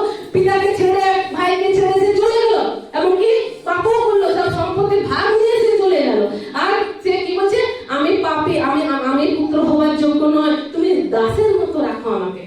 প্রভু আপনি চার্চে আসছেন, প্রভু আপনাকে আশীর্বাদ দিল, বরদান দিল, আপনি হাত রাখছেন, লোক সুস্থ হয়ে যাচ্ছে, আপনি অন্য ভাষার বরদান পেলেন, আপনি ভবিষ্যৎবাণী করার বরদান পেলেন, কিন্তু সেই সব নিয়ে আপনি বাইরে চলে যাচ্ছেন আর নোংরামি করছেন। তারপরে আপনি তখন ঈশ্বরের পুত্র যখন আছেন, যখন ওইসব বরদান পেলেন, কিন্তু বাইরে গিয়ে ওই আশীর্বাদ দিয়ে আপনি অন্য কাজ করছেন, ঈশ্বরের বিরুদ্ধে কাজ করছেন। আর যখন শয়তান আপনার উপরে কবজা করবে, তো তখন আপনি কি বলবেন? আমি পিতার কাছে ভালো ছিলাম, ওখানে ভালো ছিলাম, আমি ফিরে যাব আর আমি বলবো আমি পুত্র হবার যোগ্য নয়, আমাকে দাস হিসাবে রাখো। হ্যাঁ, আজ আমরা কি হচ্ছে? আমরা সন্তানের পুত্র। যিশু আসার আগে আমরা ছিলাম ঈশ্বরের দাস, আমরা বলতাম হ্যাঁ উনি ঈশ্বরের দাস, উনি ঈশ্বরের দাসী। কিন্তু প্রভু যিশু আসার পর আমরা সকলে কি হয়েছে? ঈশ্বরের সন্তান হয়েছে, তার পুত্র আর তার কন্যা হওয়ার যোগ্য তিনি করে দিয়েছেন। কারণ প্রভু বলেছেন যে কেউ বিশ্বাস করবে, প্রভু যিশু তাকে কি করবে? ঈশ্বরের পুত্র আর কন্যা হওয়ার অধিকার দেবেন, আর দাস দাসী নয়। কিন্তু ওই সন্তান কি বলছে? প্রভু পিতা গো, আমি স্বর্গের বিরুদ্ধে আর তোমার বিরুদ্ধে কার্য করেছি, তো আমি পুত্র হওয়ার যোগ্য আর নয়, আমাকে কার মতো রাখো? মজুরের মতো। আর পিতা কি করছে সেখানে দেখুন। পরে সে উঠিয়া আপন পিতার নিকটে আসিল, সে দূরে থাকিলে তাহার পিতা তাকে দেখিতে পাইলেন, করুণাবিষ্ট হইলেন, আর দৌড়িয়া গিয়া গলা ধরিয়া তাকে চুম্বন করিতে লাগিলেন। তখন পুত্র তাহাকে বলল 21 পদে, পিতো, স্বর্গের বিরুদ্ধে ও তোমার সাক্ষাৎ আমি পাপ করিয়াছি, আমি আর তোমার পুত্র নামের যোগ্য নয়। এইটুকুই বলেছে, কোনো ক্ষমা চায়নি। আর তৎক্ষণাৎ পিতা কি বলে দিলেন তার দাসদেরকে? কিন্তু পিতা আপন দাসদিগকে বলিলেন, শীঘ্র করিয়া সবচেয়ে ভালো কাপড়খানি আনো, আর ইহাকে পরাইয়া দাও, আর ইহার হাতে অঙ্গুরি দাও ও পায়ে জুতা দাও। হালেলুয়া। একটা যতগুলো পিতা আনতে বলেছে, একটা পুত্র, একটা ঈশ্বরের লোক দাস যখন ঈশ্বরের থেকে চলে যায়, তখন তার বস্ত্র নষ্ট হয়ে যায়, যেমন সেদিন সেই পুত্রের হয়েছিল। কিন্তু যখন আবার ফিরে আসি, ঈশ্বর তাকে আবার ধার্মিকতার বস্ত্র দেন, সেদিন যেমন পুত্রকে দিয়েছিল, সব থেকে ভালো বস্ত্র আনো। আরে পিতা আগের থেকেই রেখে দিয়েছে তার জন্য। কেন বলছে দাসদেরকে? নিশ্চয়ই রাখা আছে, তবে না বলছে ওই ছেলের মাপে পিতা করে রেখেছিলেন জামা তৈরি, তবে না সে বলছে আঙুঠি তৈরি করে রেখেছিলেন, তবে না পুত্র আস্তে আস্তে বলছে যে বার করো। কারণ পিতা আগে থেকে অপেক্ষা করছে। আমার ঈশ্বর অপেক্ষা করে যখন তার কোনো সন্তান তার থেকে দূরে চলে যায়, পাপ করে, আর প্রভু দেখে না, প্রভু দুঃখ পান, কিন্তু তিনি আশা করেন এই সন্তান একবার যদি ফিরে আসে। আমরা পুরনো নিয়মে দেখেছি ইহোবার চরিত্র কি, তিনি বলতেন যে গাছ এই লোকেরা একবার আমার কাছে যদি ফিরে আসতো আর আমি এদেরকে ক্ষমা করতাম। বড় বড় পাপ করতো ইসরায়েল জাতি, কিন্তু প্রভু ইহোবার মন কখন কেমন? হ্যাঁ রে, আমার লোকেরা যদি একবার আমার কাছে ফিরে আসতো আর আমি এদেরকে ক্ষমা করতে পারতাম। কত দয়ালু ঈশ্বর তিনি। যিশু তো আর ঈশ্বরের অনুগ্রহ আমাদের জন্য, তিনি কত না আমাদেরকে দয়া করেন। তো তিনি কি এই ছেলে এসে নিয়ে ক্ষমা চাইনি, এবং এই বাবা আগের থেকে আশা লাগিয়ে বসে আছে। আমার ভাই, আমার বোনেরা, আমি নিজেকেও বলছি, যদি আমরা ঈশ্বরের কোনো বিরুদ্ধে এখনো কাজ করছি, নির্ণয় নিন এই উড়া পুত্রের মতো, ফিরে আসুন। আপনাকে অত ক্ষমাও চাইতে হবে না, বাস ফিরে আসুন। তিনি আপনার জন্য রেডি রেখেছেন আবার ধার্মিকতার বস্ত্র। যদি আপনার বস্ত্রে দাগ লেগে গেছে, হতে পারে পড়ে গেছেন, প্রভুতে থেকে নিয়েও হয়তো কোনো পাপ হয়ে গেছে, চিন্তা করবেন না। বাক্য বলে তুমি যদি 7 বার পড়ে, তিনি 7 বার উঠে দাঁড়ান। হয়ে গেছে আপনার ভুল, করে ফেলেছেন বেভিচার, আসুন ফিরে। পিতা আপনার জন্য রেখেছে ধার্মিকতার বস্ত্র, পিতা আপনার জন্য রেখেছে আঙুঠি, পিতা আপনার জন্য রেখেছে জুতা। আয় আবার তুই সুসমাচারে যা, পর আঙুঠি। আঙুঠি তিনি তার পুত্র হওয়ার মুদ্রাঙ্ক আমাদেরকে দিলেন। আগে রাজারা আঙুঠি পড়তো না, কোনো যদি নিয়ম পাস হতো, আইন পাস হতো, আমরা দেখছিলাম দানিয়েলের সময়, তা মুদ্রা আঙুঠি ছাপ দেওয়া হতো কি হ্যাঁ এটা রাজার সাইন আছে। তো সেই আঙুঠি তিনি আমাদের জন্য রেডি রেখেছেন। যদি আমরা পিতা থেকে এখনো দূরে আছি, আমরা কোনো বিষয়ে পাপ করছি, ঈশ্বরের বিরুদ্ধে কাজ করছি, তো বাস নির্ণয় নিন। যেখানেই আছেন, পাপের মধ্যে আছেন, ওখানেই নির্ণয় নিন। আপনি পাপ করছেন, আপনি চুরি করছেন, আপনি মিথ্যে কথা বলছেন, বাস মনে মনে আপনি নির্ণয় নিলেন, না আর আমি মিথ্যে কথা বলবো না, কারণ ঈশ্বর পছন্দ করেন না। না আমি আর ব্যভিচার করবো না, কারণ আমার ঈশ্বর পছন্দ করেন না। বাস ঈশ্বর শুনে নেবেন, আর আপনার জন্য তো রেডি করাই আছে। বাস ফিরে আসুন। আপনি এক কদম বাড়াবেন, পিতা তো আগে থেকে চেয়ে বসেছিল। হ্যাঁ না, পিতা কি কেন দেখতে পেল? সে রাস্তার দিকে চেয়ে বসেছিল, তবে না সে দেখতে পেয়ে গেল যে পুত্র আসছে, আর দৌড়িয়ে গিয়া। পুত্র দৌড়ানি, কে দৌড়লো? পিতা। পিতা দৌড়িয়ে গিয়া তাকে আলিঙ্গন করলো। হালেলুয়া। তো বাস আমাদের ফিরে আসা, মন পরিবর্তন, বা পিতা তো দাঁড়িয়ে আছেন আমাদেরকে আবার আবার সসম্মানে নিয়ে নিতে। তো আমরা কি শিক্ষা পাচ্ছি এই পুত্রের দ্বারা, যে কি পিতা থেকে বাইরে বেরিয়ে গিয়ে কি হয়েছিল তার, আর যখন এলো তাকে সে আবার সসম্মান ফিরে দিয়ে এলো। তো আমরা যখন পিতা থেকে দূরে যেতে চাই, যেমন এই পুত্র যেতে চাইছিল, দেখুন এখানে প্রথম পদে আমরা চলে যাই 15-11 পদে।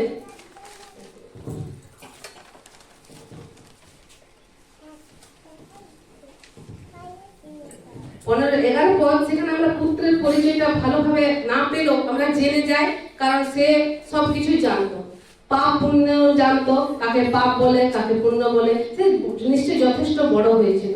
যখন সেই পুত্র, কনিষ্ঠ পুত্র পিতাকে বলিল, পিত সম্পত্তির যে অংশ আমার ভাগে পড়ে আমাকে দাও, আর তিনি তাহাদের মধ্যে ধন বিভাগ করিয়া দিলেন। আজকালকার পিতা হলে কি বলতো, এখন আমি বেঁচে আছি, আমি এখন সম্পত্তি ভাগ করবো, আমি বেঁচে আছি। কিন্তু সে পিতা কিছু বলেননি। এখানে পিতা ঈশ্বরকে দর্শাচ্ছে, আর ঈশ্বরের তো আরেকটা গুণ আছে, যিনি সর্বজ্ঞানী। তো তিনি তো জানেন যে এই পুত্র এই সম্পত্তি নিয়ে গিয়ে নষ্ট করবে, কিন্তু আমরা ঈশ্বরের কাছে কিছু চাই, জানে ঈশ্বর, কিন্তু আমাদের জিদের জন্য সেটা দিয়ে দেয়, হ্যাঁ না?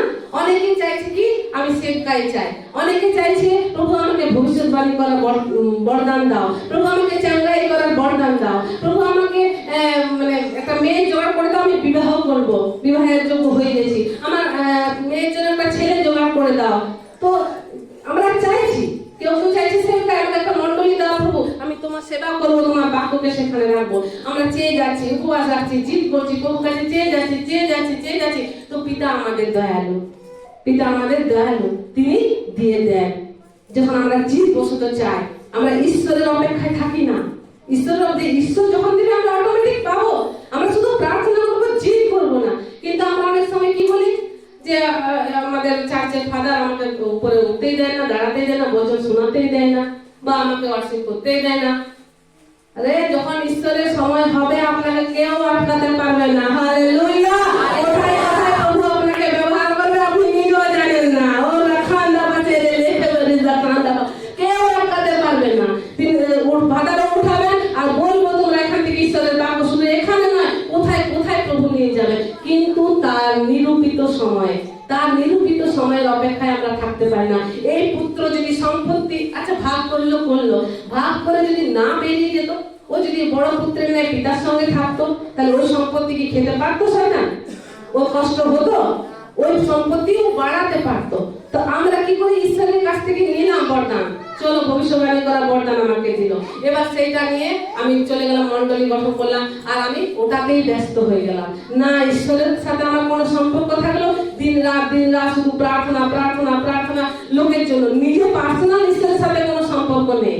বা এই মিটিং এ যেতে হচ্ছে, এই চার্চের এই কাজ আছে, এই থানাতে যেতে হচ্ছে, আমি কি করছি, দিন রাত ওই নিয়ে পড়ে আছি। কিন্তু আমার সাথে পিতার যে সম্পর্ক, পিতার যেটা প্রেম, যে বাক্যের মধ্যে আমরা পিতার প্রেমকে দেখি, ওখানে আমরা ভাবি এটা কি বলছে, হ্যাঁ ঈশ্বর কি তাহলে আমাদের কাজ যুগ ছেড়ে দিয়ে শুধু প্রার্থনা করতে বলছে?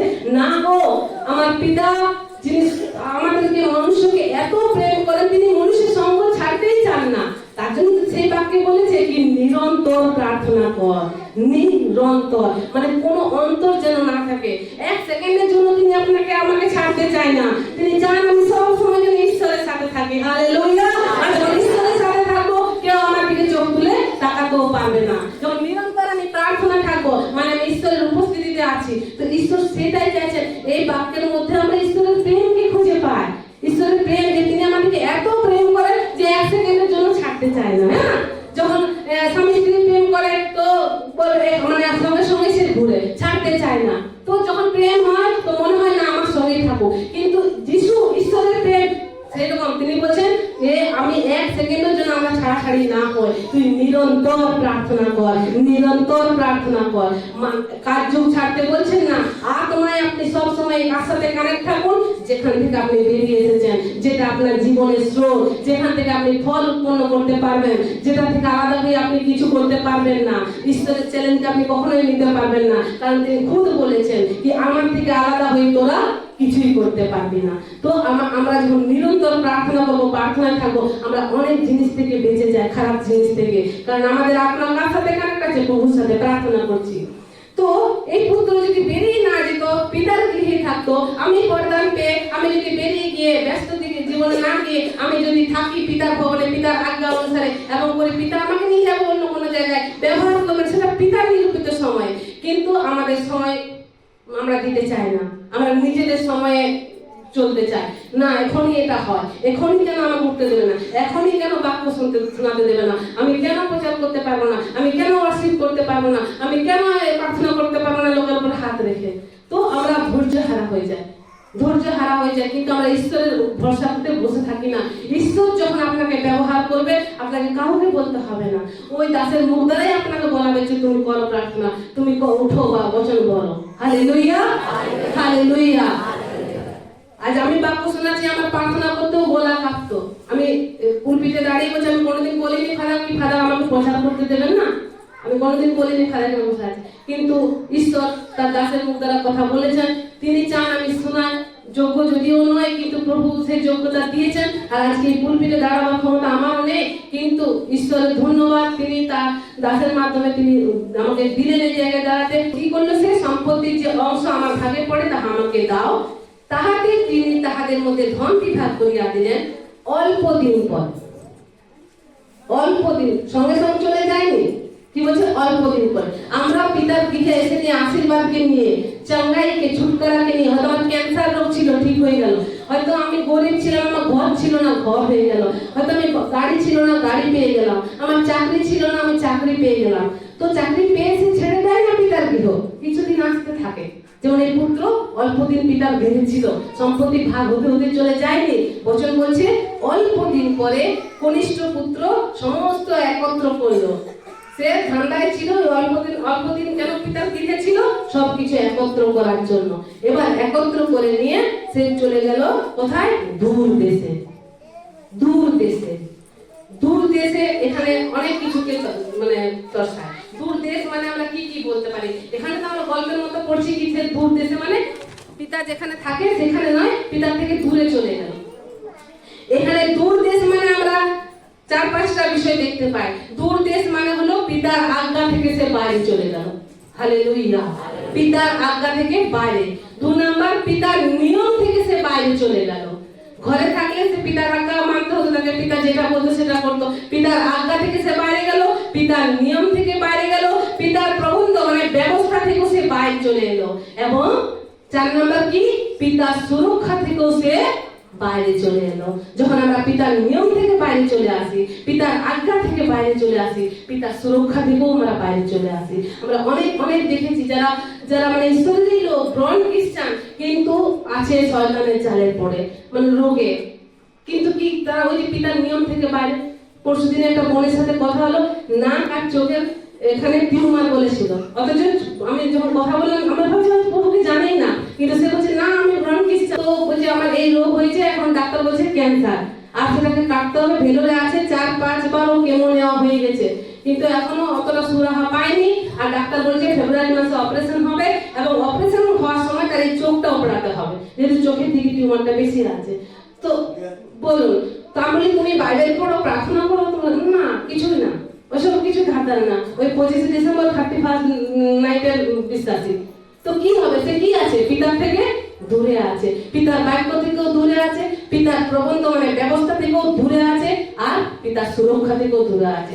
শয়তান তাকে কি করলো, ফের খেয়ে নেওয়ার জন্য তার উপরে অ্যাটাক করেছে, ওই মারণ বিমারি তাকে দিয়েছে। কিন্তু সে যদি পিতার কবচে থাকতো, পিতার সুরক্ষা কবচে থাকতো, তো কি বলছে, পিতার সুরক্ষাতেও থাকতো, পিতার সুরক্ষাতে থাকতো, ব্যবস্থাও তার জন্য ব্যবস্থা হতো। আমরা বলবো যে রোগ হয় না ঈশ্বর এসে নিয়ে হয়, কিন্তু আমার ঈশ্বর কি, ইহোবা রাফা, তিনি চাঙ্গা করনে वाला परमेश्वर। এটা কখনোই বাইবেল বলে না কিন্তু রোগ হবে না, তোর সংকট আসবে না, কষ্ট, এটাই ভুলে থাকবেন না। কি যিশুকে নিলে আমার কিছুই হবে না। আসবে, শয়তান চেষ্টা করবে, কিন্তু আমাকে যদি অশান্তি দেয় তো আমার ইহোবা সালোম আমার সাথে আছে। আমাকে যদি শয়তান রোগ দেওয়ার চেষ্টা করে তো ইহোবা রাফা আমার সঙ্গে আছে। যদি আমাকে গরিব করার চেষ্টা করে, অভাব আনার চেষ্টা করে, তো ইহোবা ইনে আমার সঙ্গে আছে। হালেলুয়া, আমার সাথে আছে। তিনি সর্বব্যাপী, তিনি সর্বশক্তিমান, আর তিনি একমাত্র ঈশ্বর যার এতগুলো নাম। আপনি কোনটা চান? আপনি আপনি শান্তি চান, ডাকুন ইহোবা শালোম বলে কি আমার শান্তি চাই। আপনার শয়তান শান্তি চুরি করে নিয়েছে, ইহোবা শালোম। তো কিন্তু ওই বোন কি পিতা থেকে পুরো দূরে, নাম তো খ্রিস্টান আছে কিন্তু খ্রিস্টান নেই, যে নিয়মে সেটাতে নেই। তো কি হয়েছে, শয়তান তাকে মারণ রোগ দিয়ে দিয়েছে। তো প্রভু ধন্যবাদ, প্রার্থনা সে আছে আর ধীরে ধীরে তাকে শেখানো হচ্ছে। মানে আমরা যারা 5-7 বছরের বিশ্বাসী, আমরা ব্রণ খ্রিস্টান দিকে আবার প্রভুতে ঠিক করে নিয়ে আসছে, প্রভু ব্যবহার করছেন। তো কি বললাম, প্রভু ব্যবহার যখন করবেন আপনাকে উঠে পড়ে লাগতে হবে না, আপনি আপ রাস্তা খুলে যাবে। কার জন্য প্রভু আপনাকে আশীর্বাদের কারণটা আপনি জানবেন না। আপনি শুধু অপেক্ষা করুন। যে কেউ তার বাট জমে মানে অপেক্ষা করে, সে কি হয়, নতুন নতুন বল প্রাপ্ত হতে থাকে। কিন্তু আমরা তার অপেক্ষায় থাকবোই না, আমরা নিজেরা ডিসিশন নেবো, আমরা এখনই প্রচার করবো, আমরা এখনই হাত রাখবো, আমরা এখনই এই করবো ওই করবো। আমরা ঈশ্বরের নিরূপিত সময় থাকি না। যখন ঈশ্বর ব্যবহার করবে তো আপনাকে ব্যবহার করে নেবেনই নেবেন। আর আপনি যদি সেই সময় নিজেকে না দেন, ঈশ্বরের জন্য চিন্তা নেই, ঈশ্বরের কোনো অভাব নেই, ঈশ্বর আপনার পরিবর্তে আরো অনেক অনেককে রেখেছে। আপনি যদি সমর্পিত না হবেন, আপনি যদি ঈশ্বরের বাক্যের বিরুদ্ধে ইউড়া পুত্র নিয়ে চলে যাবেন, ফিরে আপনাকেই আসতে হবে যদি চেতনা পান। আর না পালে ওই যে ওই ছেলে যদি চেতনা না পেত, ও যদি আপনি না আসতো, ও যদি পিতার নিকটে ফিরে না আসতো, কি অবস্থা হতো? মৃত্যু তার লাস্ট অবস্থা, নরক তার লাস্ট অবস্থা, আগুন তার লাস্ট অবস্থা। তো আমরা যদি এখনো আছি পিতার বাক্যের দূরে, তো আমাদের শয়তান যদি এখনো আমাদেরকে পারেনি, তো আমরা যেন নির্ণয় নিয়ে আর পিতার কাছে ফিরে আসি। তো কি হলো, সেই অল্পদিন পরে কনিষ্ঠ পুত্র সমস্ত একত্র করিয়া দূর দেশে চলে এলো। দূর দেশ মানে আমরা বুঝলাম পিতার আজ্ঞার বাইরে, পিতার নিয়মের বাইরে, পিতার ব্যবস্থা থেকে বাইরে, আর পিতার সুরক্ষা থেকে বাইরে। আমরা আশীর্বাদকে নিয়ে পিতার ওই ব্যবস্থা থেকে, নিয়ম থেকে, সুরক্ষা থেকে আমরা বাইরে বার হয়ে যাই। আর ওই আশিসে আমার ক্ষতির কারণ হয়। ওরা পুত্র যে ধন নিয়েছে, যে বড় বুক ফুলিয়ে গেছিল যে পিতা তোমার কাছে থেকে আমি কিছু করতে পারবো না, পিতা এই চার্চে থেকে আমি কিছু করতে পারবো না, আমি আমার অনেক বড় চার্চে আমাকে নিয়ে চলো, ওখানে আমি ব্যবহার হবো না। তো আমি কি করছি, ওরা পুত্রের নেই আশীর্বাদকে তো নিচ্ছি, আর আমি ছেড়ে চলে, যেখানে পিতা আমাকে রোপণ করেছেন, যে চার্চে পিতা আমাকে রোপণ করেছেন, আমি সেটা ছেড়ে দিয়ে চলে যাচ্ছি। তো ওড়ার পুত্রের নেই আশীর্বাদই আমার অভিশাপের কারণ হবে। ওই অর্থ কি হলো, যখন ফুরিয়ে গেল তখন তার মনে চেতনা আসেনি, যখন শুয়ারের খাবারের অবস্থা তার চলে এলো তখন তার চেতনা এলো। তো দূর দেশে চলে গেল, আর দূর দেশে যাওয়ার পরের লাইনে দেখো কি করলো, অনাচারে নিজের সম্পত্তি উড়িয়ে দিল। হিন্দিতে লেখা আছে কুকর্ম মে আপনা অর্থ আপনা পয়সা উড়া দিয়া। কুকর্ম, আরে যতদিন তুমি পিতার ঘরে ছিলে তখন তো কুকর্ম করনি, যতদিন তুমি পিতার গৃহে ছিলে ততদিন তো অনাচার করনি, ততদিন তো তুমি এগুলো করনি। আরে বাইরে গিয়ে দূর দেশে গিয়ে তোমার অনাচার শুরু হয়ে গেল, কুকর্ম শুরু হয়ে গেল। আমরা যখন পিতার দূরে বাক্যের বাইরে চলে যাই, আমরা একটার পর একটা কুকর্ম করতে থাকি। যখন একটা করি না, ওই একটার সাথে সাথে আমাকে অনেক কিছু করতে হয়। আমি যখন পিতার আজ্ঞার বিরুদ্ধে যদি আমি একটা মিথ্যে কথা বলি, তো আমাকে হাজারো মিথ্যা কথা বলতে হয়। আমি পিতার আজ্ঞার বিরুদ্ধে চুরি করছি, তো চুরির সাথে সাথে আমাকে সব পাপগুলো আমাকে করতে হবে। এই ছেলেকে তো তাই করতে হয়েছিল, এই ছেলেকেও তাই করতে হয়েছিল। তো আমি ব্যভিচার করছি, ব্যভিচার করতে করতে আমাকে মিথ্যে কথা বলতে হবে, আমাকে আরো অনেক কিছু করতে হবে, আমাকে অনেক কিছু পাপ করতে হবে। তো একটা যখন পাপে পা দেবো, শয়তান বসে আছে আমাকে সবগুলো করিয়ে নিয়ে তারপর সে আমাকে নষ্ট করবে। যেমন ওই সম্পত্তি ধীরে ধীরে ধীরে ধীরে উড়েছিল, যখন সে দূর দেশে গেল আর কি করতে শুরু করলো, অনাচার। তো আমরা আর যদি পিতার থেকে দূরে যাচ্ছি, কিছুদিন হয়তো করবো না, ধীরে ধীরে ধীরে ধীরে যেই প্রার্থনা করবো না, আমাদের মুখ থেকে মিথ্যে কথা, আমাদের মুখ থেকে গালি গালাজ বার হতে শুরু হয়ে যাবে। কারণ আমরা এখন জ্যোতি থেকে দূরে আছি, আমরা ঈশ্বর থেকে দূরে আছি, আর আমরা তখন কষ্টে পড়বো। মনে করুন আদমকে, আদম যতক্ষণ এদম বাটিকাতে ছিল, তার হাতে কোদাল ছিল, তার হাতে কোদাল অস্ত্র ছিল মাটি খোঁড়ার জন্য? কিচ্ছু ছিল না। সে ওপরে প্রভু তাকে রেখেছিলেন, সব কিছু বানিয়ে দিয়েছিলেন। জল দরকার জল আছে, মাছ দরকার মাছ আছে, ফল ফ্রুট দরকার সব প্রভু রেখে দিয়েছিলেন বন্দোবস্ত করে। কত সুন্দর জায়গায় আদম হওয়া ছিল, যেখানে কোনো কষ্ট নেই, যেখানে কোনো রোগ নেই, যেখানে কোনো কষ্ট নেই, যেখানে মাথার ঘাম পায়ে ফেলতে হতো না, সব ব্যবস্থা প্রভু করে রেখে দিয়েছিলেন। কিন্তু হওয়া করে নিল পাপ, আর আদম করে নিল হওয়ার সাথে সাথে। আর যখন পিতা থেকে দূরে গেল, তার হাতে কোদাল এলো, মাটি খুঁড়, আর মাথার ঘাম পায়ে ফেল, আর কাজ করার খা।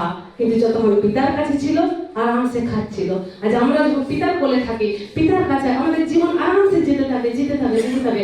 কিন্তু যখন আমরা করে ফেলি পিতার বাক্যের বিরুদ্ধে কাজ, আমাদের জীবনে কি কি যে নেমে আসে, শয়তান কি কি যে একটু মিষ্টি দেবে আর আপনার জীবনে কি কি যে কেড়ে নেবে আপনি নিজেও জানেন না।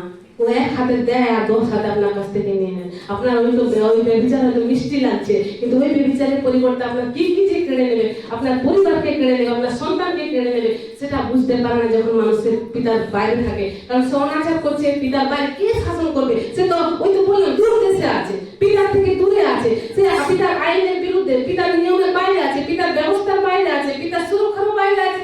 পিতা তাকে সেখানে সুরক্ষা করতে পারবে না। যতক্ষণ পিতার নিকটে আমরা থাকবো, পিতা সুরক্ষা করতে পারবে। আপনাদের সন্তানেরা যতক্ষণ আপনাদের কাছে আছে, ততক্ষণই আপনারা সুরক্ষা করতে। কেউ মারতে এলে কোমর বেঁধে বাইরে বেরোবেন না, আমার ছেলেকে মারবে, আমার মেয়েকে মারবে, বেরোবেন কেন? বেরোবেন, ঝগড়া লাগবে।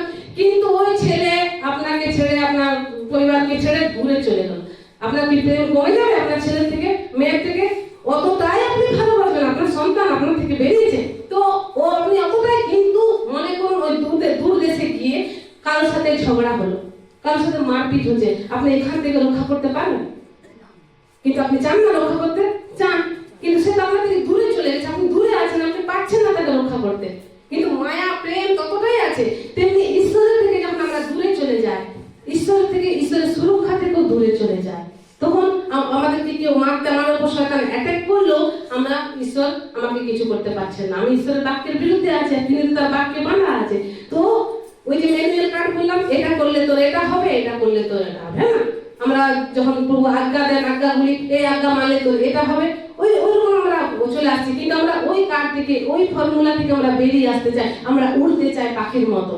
আর উড়তে গিয়ে নিয়ে যে স্রোত, সেটা থেকে আমরা দূরে চলে যাই আর উড়তে যাই, খুশিতে থাকতে চাই, আনন্দে থাকতে চাই, যেটা খুশি সেটা করবো, যেটা মন সেটা করবো। হ্যাঁ করো, তারপর যেটা আছে সেটাও শুকিয়ে যাবে। শয়তান তোমাকে ফেড়ে খাবে আর তোমাকে ঈশ্বরের বিরুদ্ধে কাজ করাতে থাকবে। তো যখন সে অনাচারে নিজের সম্পত্তি উড়াইয়া দিল, সে সমস্ত ব্যয় করিয়া ফেলিলে পর দেশে ভারী আকাল হইল। শয়তানের কাজ দেখুন, আপনাকে বার তো করবে পিতা থেকে, বার করে নিয়ে আপনার জীবনে আকাল এনে দেবে না। আগে আপনার যা আছে সব চুষে চুষে সে খাবে। এই সন্তানের কাছে যতক্ষণ সম্পত্তি ছিল, পিতার সম্পত্তি, পিতার আশীর্বাদ, ততক্ষণ আকাল আসেনি। আকাল কোন পদে এলো?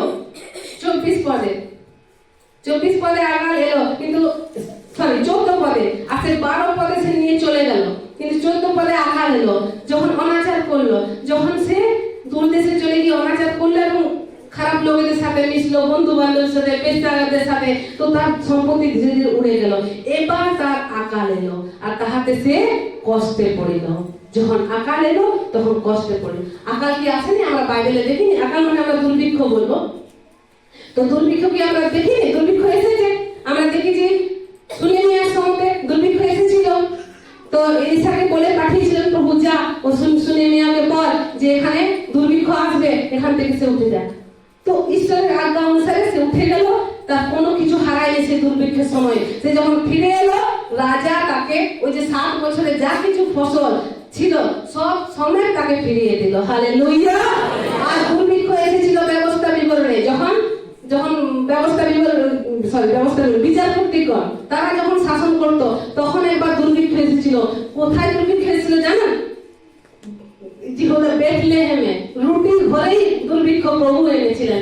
আর সেই দুর্ভিক্ষের সময় নয়নি কি করলো? চলে গেল। সে অপেক্ষা করলো না। আমরা পরে পরে যখন পড়ি ওই রুতের বিবরণে লাস্ট দিকে একের, যে সেখানে দেখি ঈশ্বর তার লোকেদের তত্ত্বাবধান করলেন এবং তাদেরকে খাদ্য দিলেন। কিন্তু তখন তো নয়নি আছে মোয়াবে, ও তো ছেড়ে চলে গেল, ওই 2 দিনের কষ্ট সহ্য করতে পারলো না। তো দুর্ভিক্ষ তখন এসেছিল, কিন্তু দুর্ভিক্ষের নয়মি বেরিয়ে চলে গেল অন্য দেশে, ঈশ্বরের বিরুদ্ধে চলে গেল। আমরা ঈশ্বরের কাছে এসে নিয়ে যখন পাই না আমরা যেটার জন্য এসেছি, হয়তো এখনো অভাব আছে, হয়তো এখনো বাচ্চা পাইনি, হয়তো এখনো কোনো আমার ঘরে শান্তি নেই, হয়তো এখনো আমার ছেলে মেয়ের জন্য চাকরি পাইনি, কিন্তু আমি এসে যাচ্ছি, প্রভুর ঘিরে এসে যাচ্ছি, আশীর্বাদকে পাচ্ছি না। তো আমরা কি কিছুদিন পর কি মনে হবে? কোথায় ছিলাম, তো আমরা আবার চলে যাব মোয়াবে, মানে যেটাতে ছিলাম মিশরে, ওই যেটা করতাম আগে, ঈশ্বরের বিরুদ্ধে কাজ করতাম, ঈশ্বরকে বানিয়ে ঈশ্বরের পূজা করতাম, সে পাপে ছিলাম। তো সেই পাপে আবার ফিরে যাবার মন হয়, ওখানে গেলে তো ভালো, অনেক খুশি আছে, আনন্দ আছে, অনেক কিছু পাওয়া যায়, হ্যাঁ না? তো আমরা ওটাতে যাওয়ার চেষ্টা করি, দুদিন অপেক্ষা করি না কি প্রভু তত্ত্বাবধান নেন তার লোকদের, প্রভু মনুষ্যদের খোঁজ নেন। বাইবেলে লেখা আছে যে মনুষ্য কি তুমি তার তত্ত্বাবধান নাও। ঈশ্বর স্বয়ং যিনি ব্রহ্মাণ্ড, যিনি সৃষ্টি করনে বলা, মনুষ্য যে ধুলি থেকে উঠেছে তিনি তার তত্ত্বাবধান নেন, তার খোঁজ নেন তিনি। হালেলুয়া। এমন ঈশ্বর আমাদের, যিনি আমাদের সাথে সাথে চলেন আর আমাদেরকে সুরক্ষা দেন।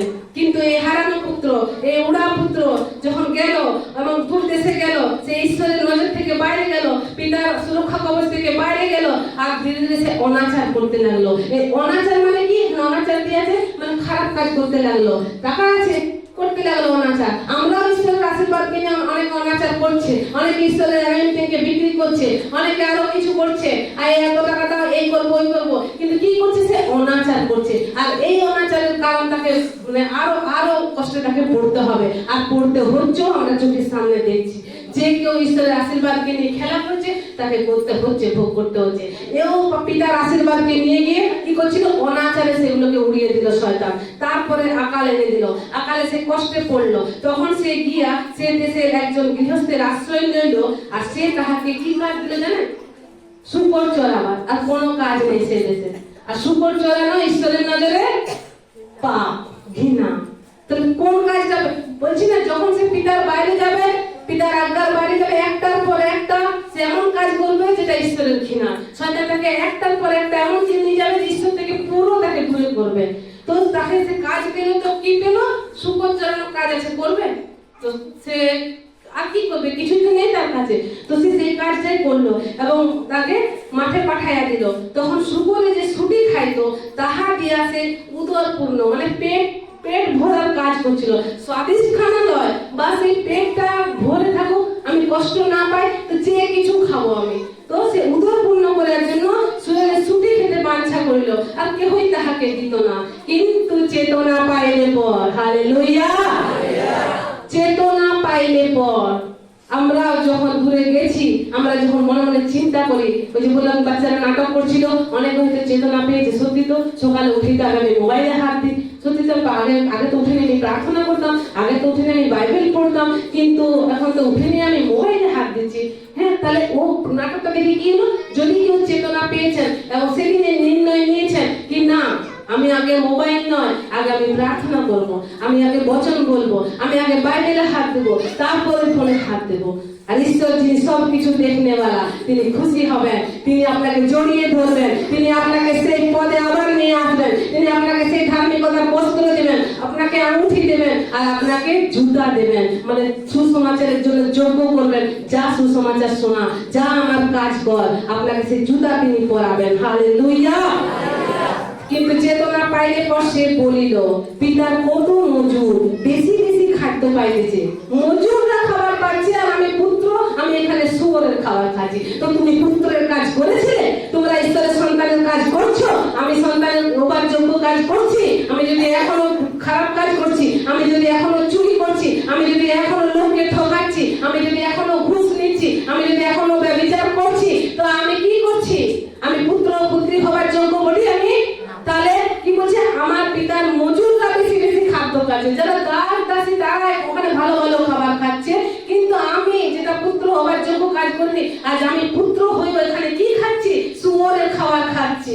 কিন্তু কি বলছে? আমি এখানে ক্ষুধায় মরে গেছি, মানে শুয়োরের খাবারও পাচ্ছে না। বাইবেলে পড়লাম আমরা কি সেটাও কেউ দিত না, শুয়োরের খাবারটা এই শুয়োররা খাবে, তুই রাখ।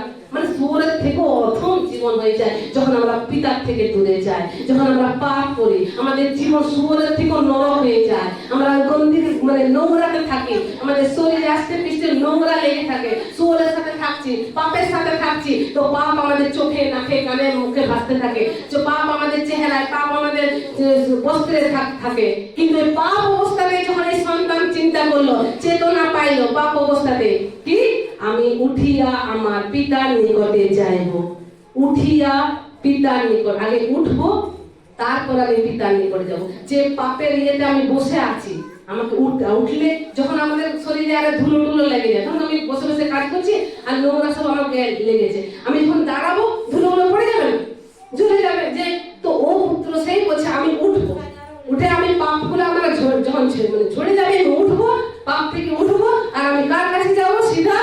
পিতার নিকটে, আর অন্য কারো কাছে যাওয়ার কথা সে চিন্তা করেনি। হালেলুয়া, কারণ সে চেতনা পাইলো। তা আমরা আজকে চেতনা পাচ্ছি বাক্যের মাধ্যমে যে আমাদের অকাত, যে গাছের অকাত যেটা মাটিতে, মাছের অকাত যেটা জলে, জল থেকে বেরিয়েছে কিচ্ছু করতে পারে না, সে জীবিতই থাকতে পারে না জল থেকে বেরিয়ে। তো আমরা যারা ঈশ্বর থেকে বেরিয়ে যাওয়ার চেষ্টা করছি, ঈশ্বরের আশীর্বাদকে নিয়ে ঈশ্বর থেকে দূরে যাওয়ার চেষ্টা করছি, তো আমাদের অবস্থা কি হবে? তো আমরা কি আর চেতনা পাচ্ছি কি না? ঈশ্বরের বাক্যের বিরুদ্ধে আমরা যাব না। ঈশ্বরের বাক্যের বিরুদ্ধে গেলে এই হারানো পুত্রের ন্যায় আমার অবস্থা হবে, আর আমার কোনো গতি থাকবে না। কিন্তু ধন্যবাদ হোক যে চেতনা পেল। অনেকে চেতনা পাচ্ছে না, কিন্তু নরক যন্ত্রণা ভোগ করছে, পাচ্ছে না চেতনা। তো আমাদেরও দরকার তাদের জন্য প্রার্থনা করা, কি তারা যেন চেতনা পায়, আবার পিতার নিকটে ফিরে আসে। আর পিতা যিনি আগের থেকেই দাঁড়িয়ে আছেন, পিতা যিনি আগের থেকেই তার জন্য সেই বস্ত্রকে রেখেছেন, পিতা যিনি আগের থেকে তার সম্মান দেওয়ার জন্য সেই আঙুঠি তৈরি করে রেখেছেন, পিতা তাকে সুসমাচারে ব্যবহার করার জন্য আগে যে জুতা রেডি রেখেছেন, বাস তার একটু নির্ণয় নেওয়ার দেরি। নির্ণয় নিই আর উঠে সে পিতার দিকে আসুন, পিতা দৌড়ে গিয়ে তাকে রাখান দেওয়া, লেখেন দেখান, ও বাবা রাখান দেওয়া, পিতা দৌড়ে গিয়ে তাকে ধরবে, গলায় জড়িয়ে ধরবে এবং চুম্বন করবে। ওই নোংরা অবস্থায়, আমি যে পাপী, আমার মধ্যে যে নানা ধরনের পাপ আছে, পিতা পাপগুলো দেখবেনই না। পিতা আপনি যেটা করেছেন, চুরি করেছেন বা ব্যভিচার করেছেন বা নোংরা কাজ করেছেন বা কাউ ঘুষ নিয়েছেন, ঠকিয়েছেন, মিথ্যে কথা বলেছেন, একটাও পিতা দেখবে না। পিতা সেদিন পুত্রের গায়ে নোংরা লেগেছিল, যে নোংরা তার শরীরে লেগেছিল, শুধু সুরের কাছে গন্ধ ওঠা দরকার, কিন্তু পিতা না গন্ধ দেখলেন, না তার শরীর দেখলেন, না তার শরীরে কি কি লেগে আছে সেটা দেখলেন। পিতা দৌড়ে গিয়ে তাকে জড়িয়ে ধরলেন আর চুম্বন করলেন। কে করবে উনি অবস্থায় চুম্বন? কে চুমবে? যে সত্যিকারের বাবা হবে, যে সত্যিকারের মা হবে। আপনার সন্তানেরা যাদের বড় হয়ে গেছে তাদের বলছি না, ছোট আছে, যে ওই বাচ্চা ছোট আছে, ওই বাচ্চা এখন সবাই দেখলে ওকে সবাই চুম্বন করবে না, পরিষ্কার পরিচ্ছন্ন আছে, সবাই কোলে নিতে চাইবে, সবাই ভালোবাসবে সন্তানকে। কিন্তু ও ছোট বাচ্চা চলতে চলতে যখন পড়ে যায় কোথাও নোংরাতে, কাদাতে বা ট্রেনে, তো সেই সন্তানকে আর কেউ কোলে নেবে? এই যে মায়ের কাছে যা পরিষ্কার করে, কিন্তু মা বলবে কি এই যে চান করে যাবো তোকে বললেন, বা বাবা বলবে যা দূরে যান, আমি তোকে বললে মানে তো নোংরা লেগে আছে না। বাবা হোক মা হোক তাকে উঠাবেন বলে, ওই নোংরা অবস্থাতেই উঠাবে এবং তাকে স্নান করাবে, তাকে আবার পরিষ্কার করাবে, আবার নতুন জামা কাপড় পরাবে। Hallelujah, hallelujah. এখানে কার কথা বলছি? আমি পিতার কথা বলছি না, আমি মাতার কথা বলছি না, যিনি আমাদের মাতা পিতা, যিনি ঈশ্বর, যার থেকে আমরা জাত, যার থেকে আমরা জন্ম নিয়েছি। আমরা যদি কাদায় পড়ে গেছি, আমার ভাই বোনেরা পড়তে পারি, শয়তান ফেলাবার চেষ্টা করে, বাইবেলের বাক্যে এটা এমনি লেখা নেই কি তুমি পড়ে যেতে পারো, তো তুমি 7 বার পড়লো, শুনে নাও কান খুলে তোমার পিতা কি বলেছে। তুই যদি 7 বার পড়ে যাস, আমি 7 বার তোকে উঠাবো। হালেলুয়া। তিনি 7 বার উঠাবেন, প্রতিদিন উঠাবেন তিনি। তো সেই পিতা, যে পিতা সন্তান ওই ড্রেনে ঢুকে গেছিল, যাকে কোনো পাড়ার লোক আর চুম খাচ্ছিল না, যে যখন পরিষ্কার পরিচ্ছন্ন ছিল তাকে খুব চুম খাচ্ছিল, খুব আদর করছিল, কিন্তু নোংরা লাগাতে দূর দূর করে। আমরা যখন পাপ করি, চুরি করি, আমাদের সমাজের লোক বলে আরে এই নোংরা কাজ করে, এই মেয়ে ছেলেটা নোংরা কাজ করে, এই চুরি করে, বা এরা ঝগড়া করে, অনেক বলে কিনা দূরে থাকে। সমরীয় নারী থেকে দূরে ছিল কিনা? সে একা জল আনতে গিয়েছিল, তার থেকে সবাই দূরে থাকছিল। পাপ করলে সবাই দূর হয়ে যায়, বাচ্চাদের গায়ে নোংরা লাগলে আর কেউ চুমে না। কিন্তু যিনি আপনার পিতা নিজে, যিনি আপনার মাতা, তিনি আপনাকে ওই অবস্থায় ছেড়ে দেবেন না। তিনি আপনাকে বলবেন না যা স্নান করে আয়, তিনি আপনাকে জড়িয়ে ধরবেন, চুম খাবেন, পরিষ্কার করবেন। হালেলুয়া। ওই নোংরা অবস্থায় চুম খাবার ক্ষমতা একমাত্র নিজের পিতারই থাকে, যার থেকে যে আপনাকে জন্ম দিয়েছে। আর সৃষ্টিকর্তা তিনি যে আমাকে বানিয়েছেন, জন্ম দেওয়ার দুটা বানিয়েছেন, সৃষ্টি করেছেন। তো অতএব আজও যদি উড়ার পুত্র নেয়, আমরা কেউ কিছু কারণে দূরে গেছি, ভাববেন না যে কারোর জীবন হয় না, আমারই জীবনে হয়েছে না, সবারই জীবনে হতে পারে, কিন্তু পড়ে থাকবেন না, কাদাতে পড়ে থাকবেন না। এই উড়া পুত্র নেয়, উঠুন, ঝাড়ুন, আর কার কাছে ফিরে আসুন? পিতার নিকটে ফিরে আসুন। যে পিতা আপনাকে আবার সম্মান দিতে পারে, যেটা আপনার ছিল। সে কি দাসের মতো রাখলো? ওই পিতাকে তাকে দাসের মতো রাখতে এসেছিল, দাসের মেয়ে থাকার জন্য। কি বললো? পিতা তুমি আমাকে মজুরের মতো রাখো, তোমার একজন দাসের মতোই রাখো, মনে মনে ভেবেছিল, বলেনি। তো পিতাকে তাকে রাখলো না, ওই দাসদেরকে ডাকলো এবং ওই পুত্রের সম্মানে তাকে বললো এই সব থেকে ভালো জামাটা একে এনে দাও। হালেলুয়া। 22 পদে আমরা দেখলাম না, তার আগে পত্রে যখন বললো কি পিতা আমি পাপ করিয়াছি তোমার সাক্ষাতে আর স্বর্গের বিরুদ্ধে দেখো 21 পত্রে দেখো, তখন পুত্র তাহাকে করিল পিত স্বর্গের বিরুদ্ধে ও তোমার সাক্ষাতে আমি কি করিয়াছি, পাপ করিয়াছি। আর পাপে আমাদেরকে পিতার থেকে আলাদা করে, আমাদেরকে আমাদের সুখ শান্তি থেকে আলাদা করে। আমাদের সেই পাপটা সেই সময় করতে মজাই লাগে, লাভই হয়। আমি মদের ব্যবসা শুরু করে দিই, খুব টাকা কামাবো, খুব মজা করবো, গাড়ি ঘুড়ি সব কিনে দেবো, খুব মজা লাগবে। কিন্তু পাপের যখন আসবে বেতনটা, সেটা হচ্ছে মৃত্যু, এখানো আর ওখানো, এখানো আর ওখানো। তো কি কি করলো, কোনটা করছিলাম, হ্যাঁ সবচেয়ে ভালো কাপড়, সরি পুত্র নামে যোগ্য নয় আমি তোমার সাক্ষাতে স্বর্গের বিরুদ্ধে ও তোমার সাক্ষাতে আমি পাপ করিয়াছি, আর আমি তোমার পুত্র নামের আর যোগ্য নই। কিন্তু পিতা আপন দাসদিওকে বলিলেন শীঘ্র করিয়া তাড়াতাড়ি যাও, হালেলুয়া, তাড়াতাড়ি যাও। তো তিনি আজকে স্বর্গদূতদের আজ্ঞা দিবেন, আমার মেয়ে ফিরে এসেছে যে পড়ে গেছিল পাপে, আমার মেয়ে মরে গেছিল পাপ করার জন্য, সে আবার জীবিত হয়েছে। কারণ পাপ মানে মৃত্যু, আমি মৃত্যু বরণ করবো, শরীরে নয় আত্মায় মরে যাবো, ঈশ্বর থেকে দূরে যাওয়া মানে আমার মরণ। সেদিন যেমন আদম হবার মরণ হয়েছিল, প্রভু বলেছিলেন এই ফল খেলে তোরা মরবি, তো কি মরে গেছিল শরীরে না, কিন্তু আত্মায় মরে গেছিল, পিতার থেকে দূর হয়ে গেছিল। তারপর নিচে যখন নেমে এলো, রোগ বিমারি সব হতে লাগলো, হ্যাঁ না? স্বর্গে কি হচ্ছিল? স্বর্গে হাসপাতাল ছিল, স্বর্গে কোনো চিকিৎসালয় ছিল, কিছু ঝাড়ফুঁক করনেওয়ালা ছিল, কিছুই দরকার নেই, ওখানে স্বয়ং ঈশ্বর উপস্থিত ছিলেন। তো যখন আপনি ঈশ্বরের উপস্থিতি থাকবেন, আপনার এগুলো দরকার হবে না, হালেলুয়া। কারণ যিনি ডাক্তারেরও ডাক্তার, তিনি আপনার ভেতরে আছেন, হালেলুয়া। তো বলছে আমি তোমার পুত্র নামে যোগ্য নই, 22 পদে বলছে কিন্তু পিতা আপন দাসদিওকে বলিলেন শীঘ্র করিয়া সবচেয়ে ভালো কাপড় খানি আনো আর ইহাকে পরাইয়া দাও, এবং ইহার আগে অঙ্গুলি দাও ও পায়ে জুতা দাও, আর হৃষ্টপুষ্ট বাছুরটি আনিয়া মারো, আমরা ভোজন করিয়া আমোদ প্রমোদ করি, হালেলুয়া।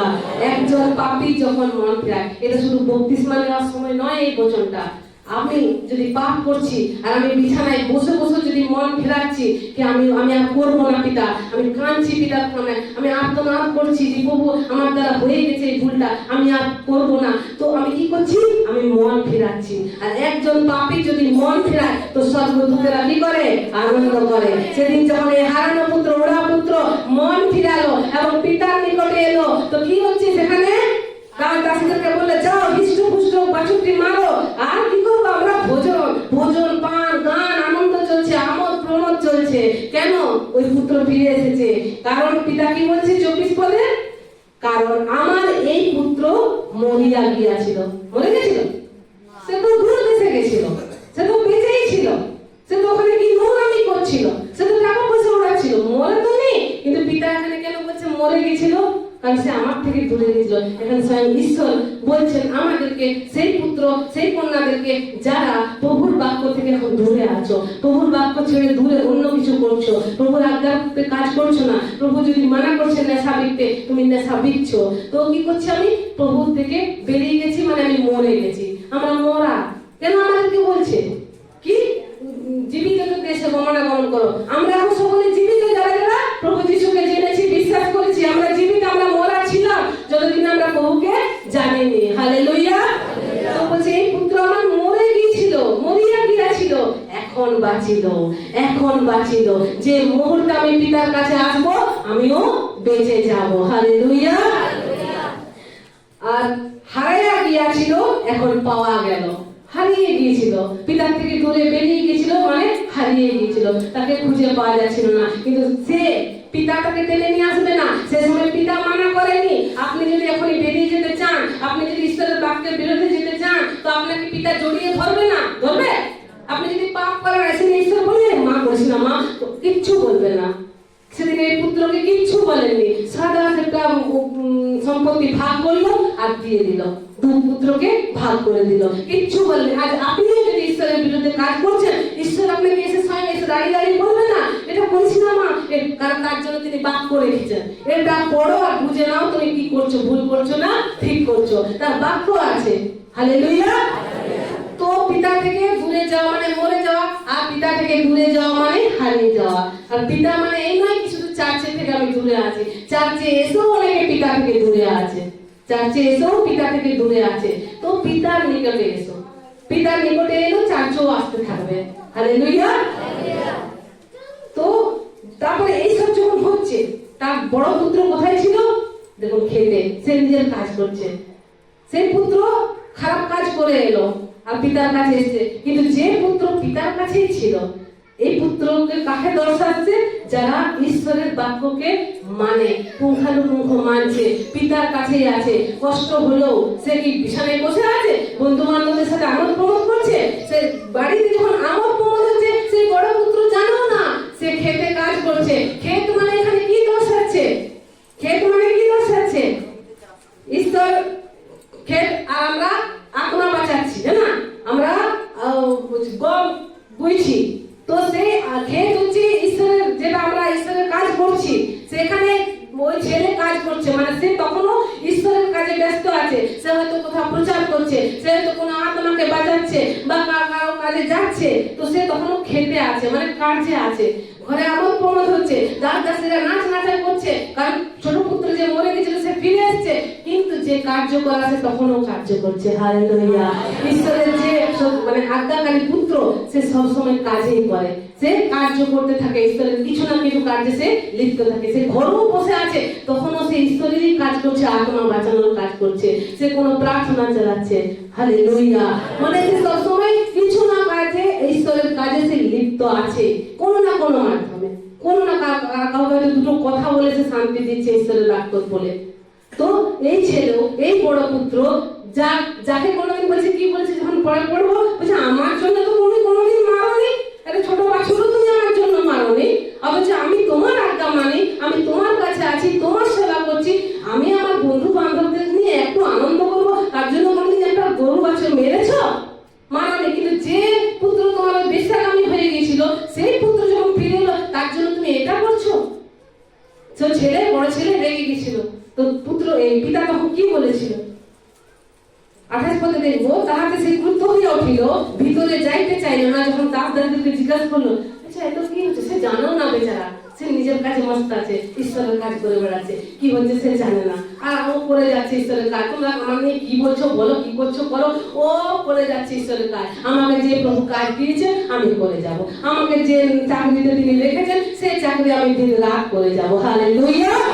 আর সেই পুত্র যখন ফিরে এলো, সে জিজ্ঞাসা করছে দাসদাসীদেরকে, কি হচ্ছে ভেতরে? তখন তারা বলছে, তোমার ছোট ভাই ফিরে এসেছে, আর তোমার বাবা এরকম হৃষ্টপুষ্ট গোটা বাছুরটা মেরেছে এবং সকলের আমোদ প্রমোদ করছে। তখন সে রেগে গেল, তার রাগা স্বাভাবিক, সে রেগে গেল এবং কি বলে, ভিতরে যাইতে চাইল না। তখন তাহার পিতা বাইরে আসিয়া তাকে সাধ্য সাধনা করিতে লাগিলেন, কিন্তু সে উত্তর করিয়া পিতাকে কহিল, দেখো, এত বৎসর আমি তোমার সেবা করিয়া আসিতেছি, কখনো তোমার আজ্ঞা লঙ্ঘন করিনি। হালেলুয়া। সেই পুত্র বলছে, আমি কখনো তোমার একটা আজ্ঞারও বিরুদ্ধে আমি যাইনি। তো বলছে, আমি যখন তোমার একটা আজ্ঞারও বিরুদ্ধে যাইনি, সেবা করিয়া আসিতেছি, কখনো তোমার আজ্ঞা লঙ্ঘন করি নাই, তথাপি, মানে তাও, তথাপি আমাকে কখনো একটা ছাগ বৎসও দাও নাই, ছাগলের বাচ্চাও দাও নাই। আর ওই পুত্র, যে পুত্র তোমার সম্পত্তি নিয়ে উড়িয়ে এলো নোংরা কাজে, তার জন্য তুমি বাছুরের মানে বৎস কাটলে, এত বড় একটা বাছুর কেটে দিলে, আর আমার জন্য একটা ছাগলের বাচ্চাও দাওনি।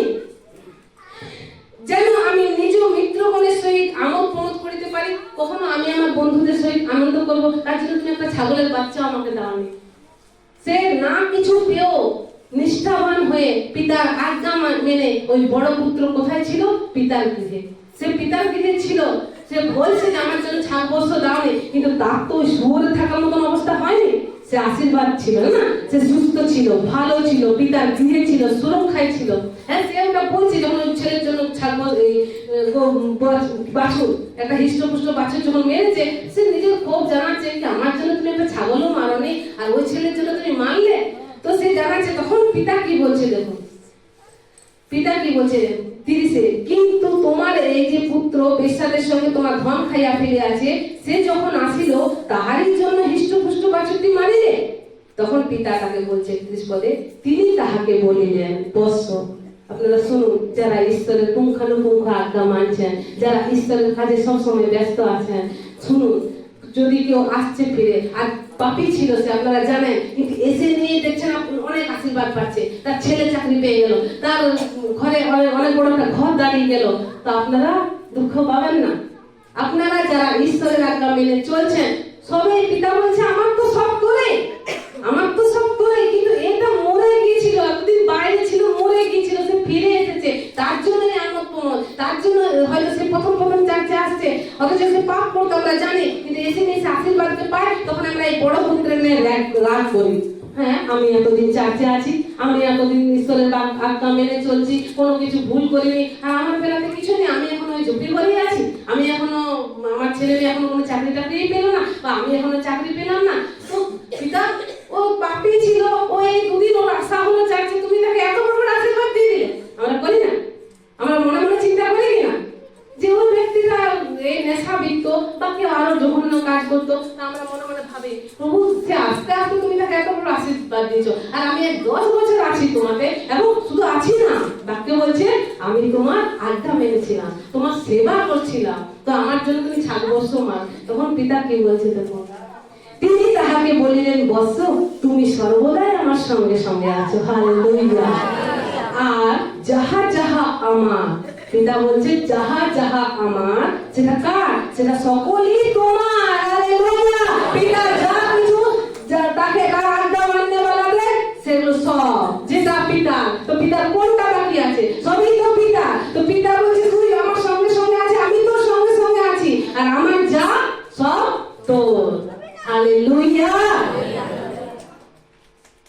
তো তিনি তাহাকে বলিলেন বৎস তুমি সর্বদাই আমার সঙ্গে সঙ্গে আছো, আর যাহা যাহা আমার সকলই তোমার, কিন্তু আমাদের আমোদ প্রমোদ ও আনন্দ করা উচিত হয়ে আছে।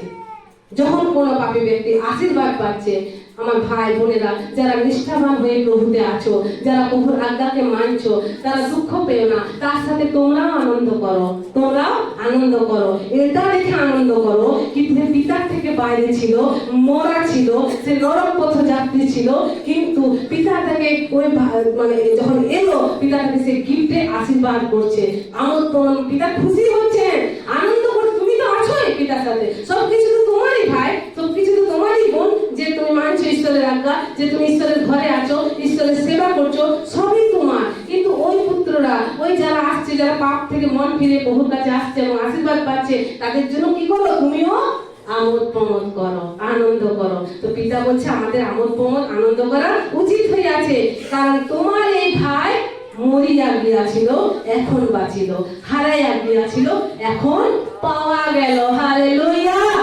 তো আমরা যদি কোথাও হারিয়ে আছি, প্রভু এই বাক্যের মাধ্যমে সবার সাথে কথা বলুন। কোন না কোনো বিষয়ে যদি হারিয়ে আছি, আমি নিজেও বক্তা শ্রোতা দুজনকে বাক্য কাটে, যদি হারিয়ে আছি, আমরা কি করব?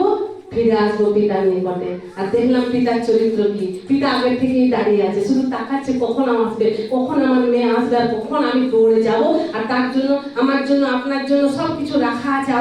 আবার পুনরায় সেই সামর্থ্যে আপনি ভরে যাবেন, যে সামর্থ্যে কাজ আপনি করছিলেন। হয়তো পিতার থেকে দূরে যাওয়ার জন্য সেই সামর্থ্য আপনার মধ্যে দেখা যাচ্ছে না, সেই শক্তি আপনি পাচ্ছেন না, মনে হচ্ছে আমি কিছু কমে গেছে। প্রভু আপনাকে পুনরায় সেই সুসমাচার করার জন্য সামর্থ্য দেবে, পুনরায় আপনাকে সম্মানে ফিরে দেবে, সে অঙ্গুলি দেবেন, আঙুঠি দেবেন, আর আপনাকে সেই বস্ত্র, যে বস্ত্র সবচেয়ে ভালো, হালেলুয়া, যাতে কোনো দাগ নেই, যাতে কোনো জুটি নেই, কোনো নোংরা নেই, সেই বস্ত্র পিতা আপনাকে আবার পরাইবেন, হালেলুয়া।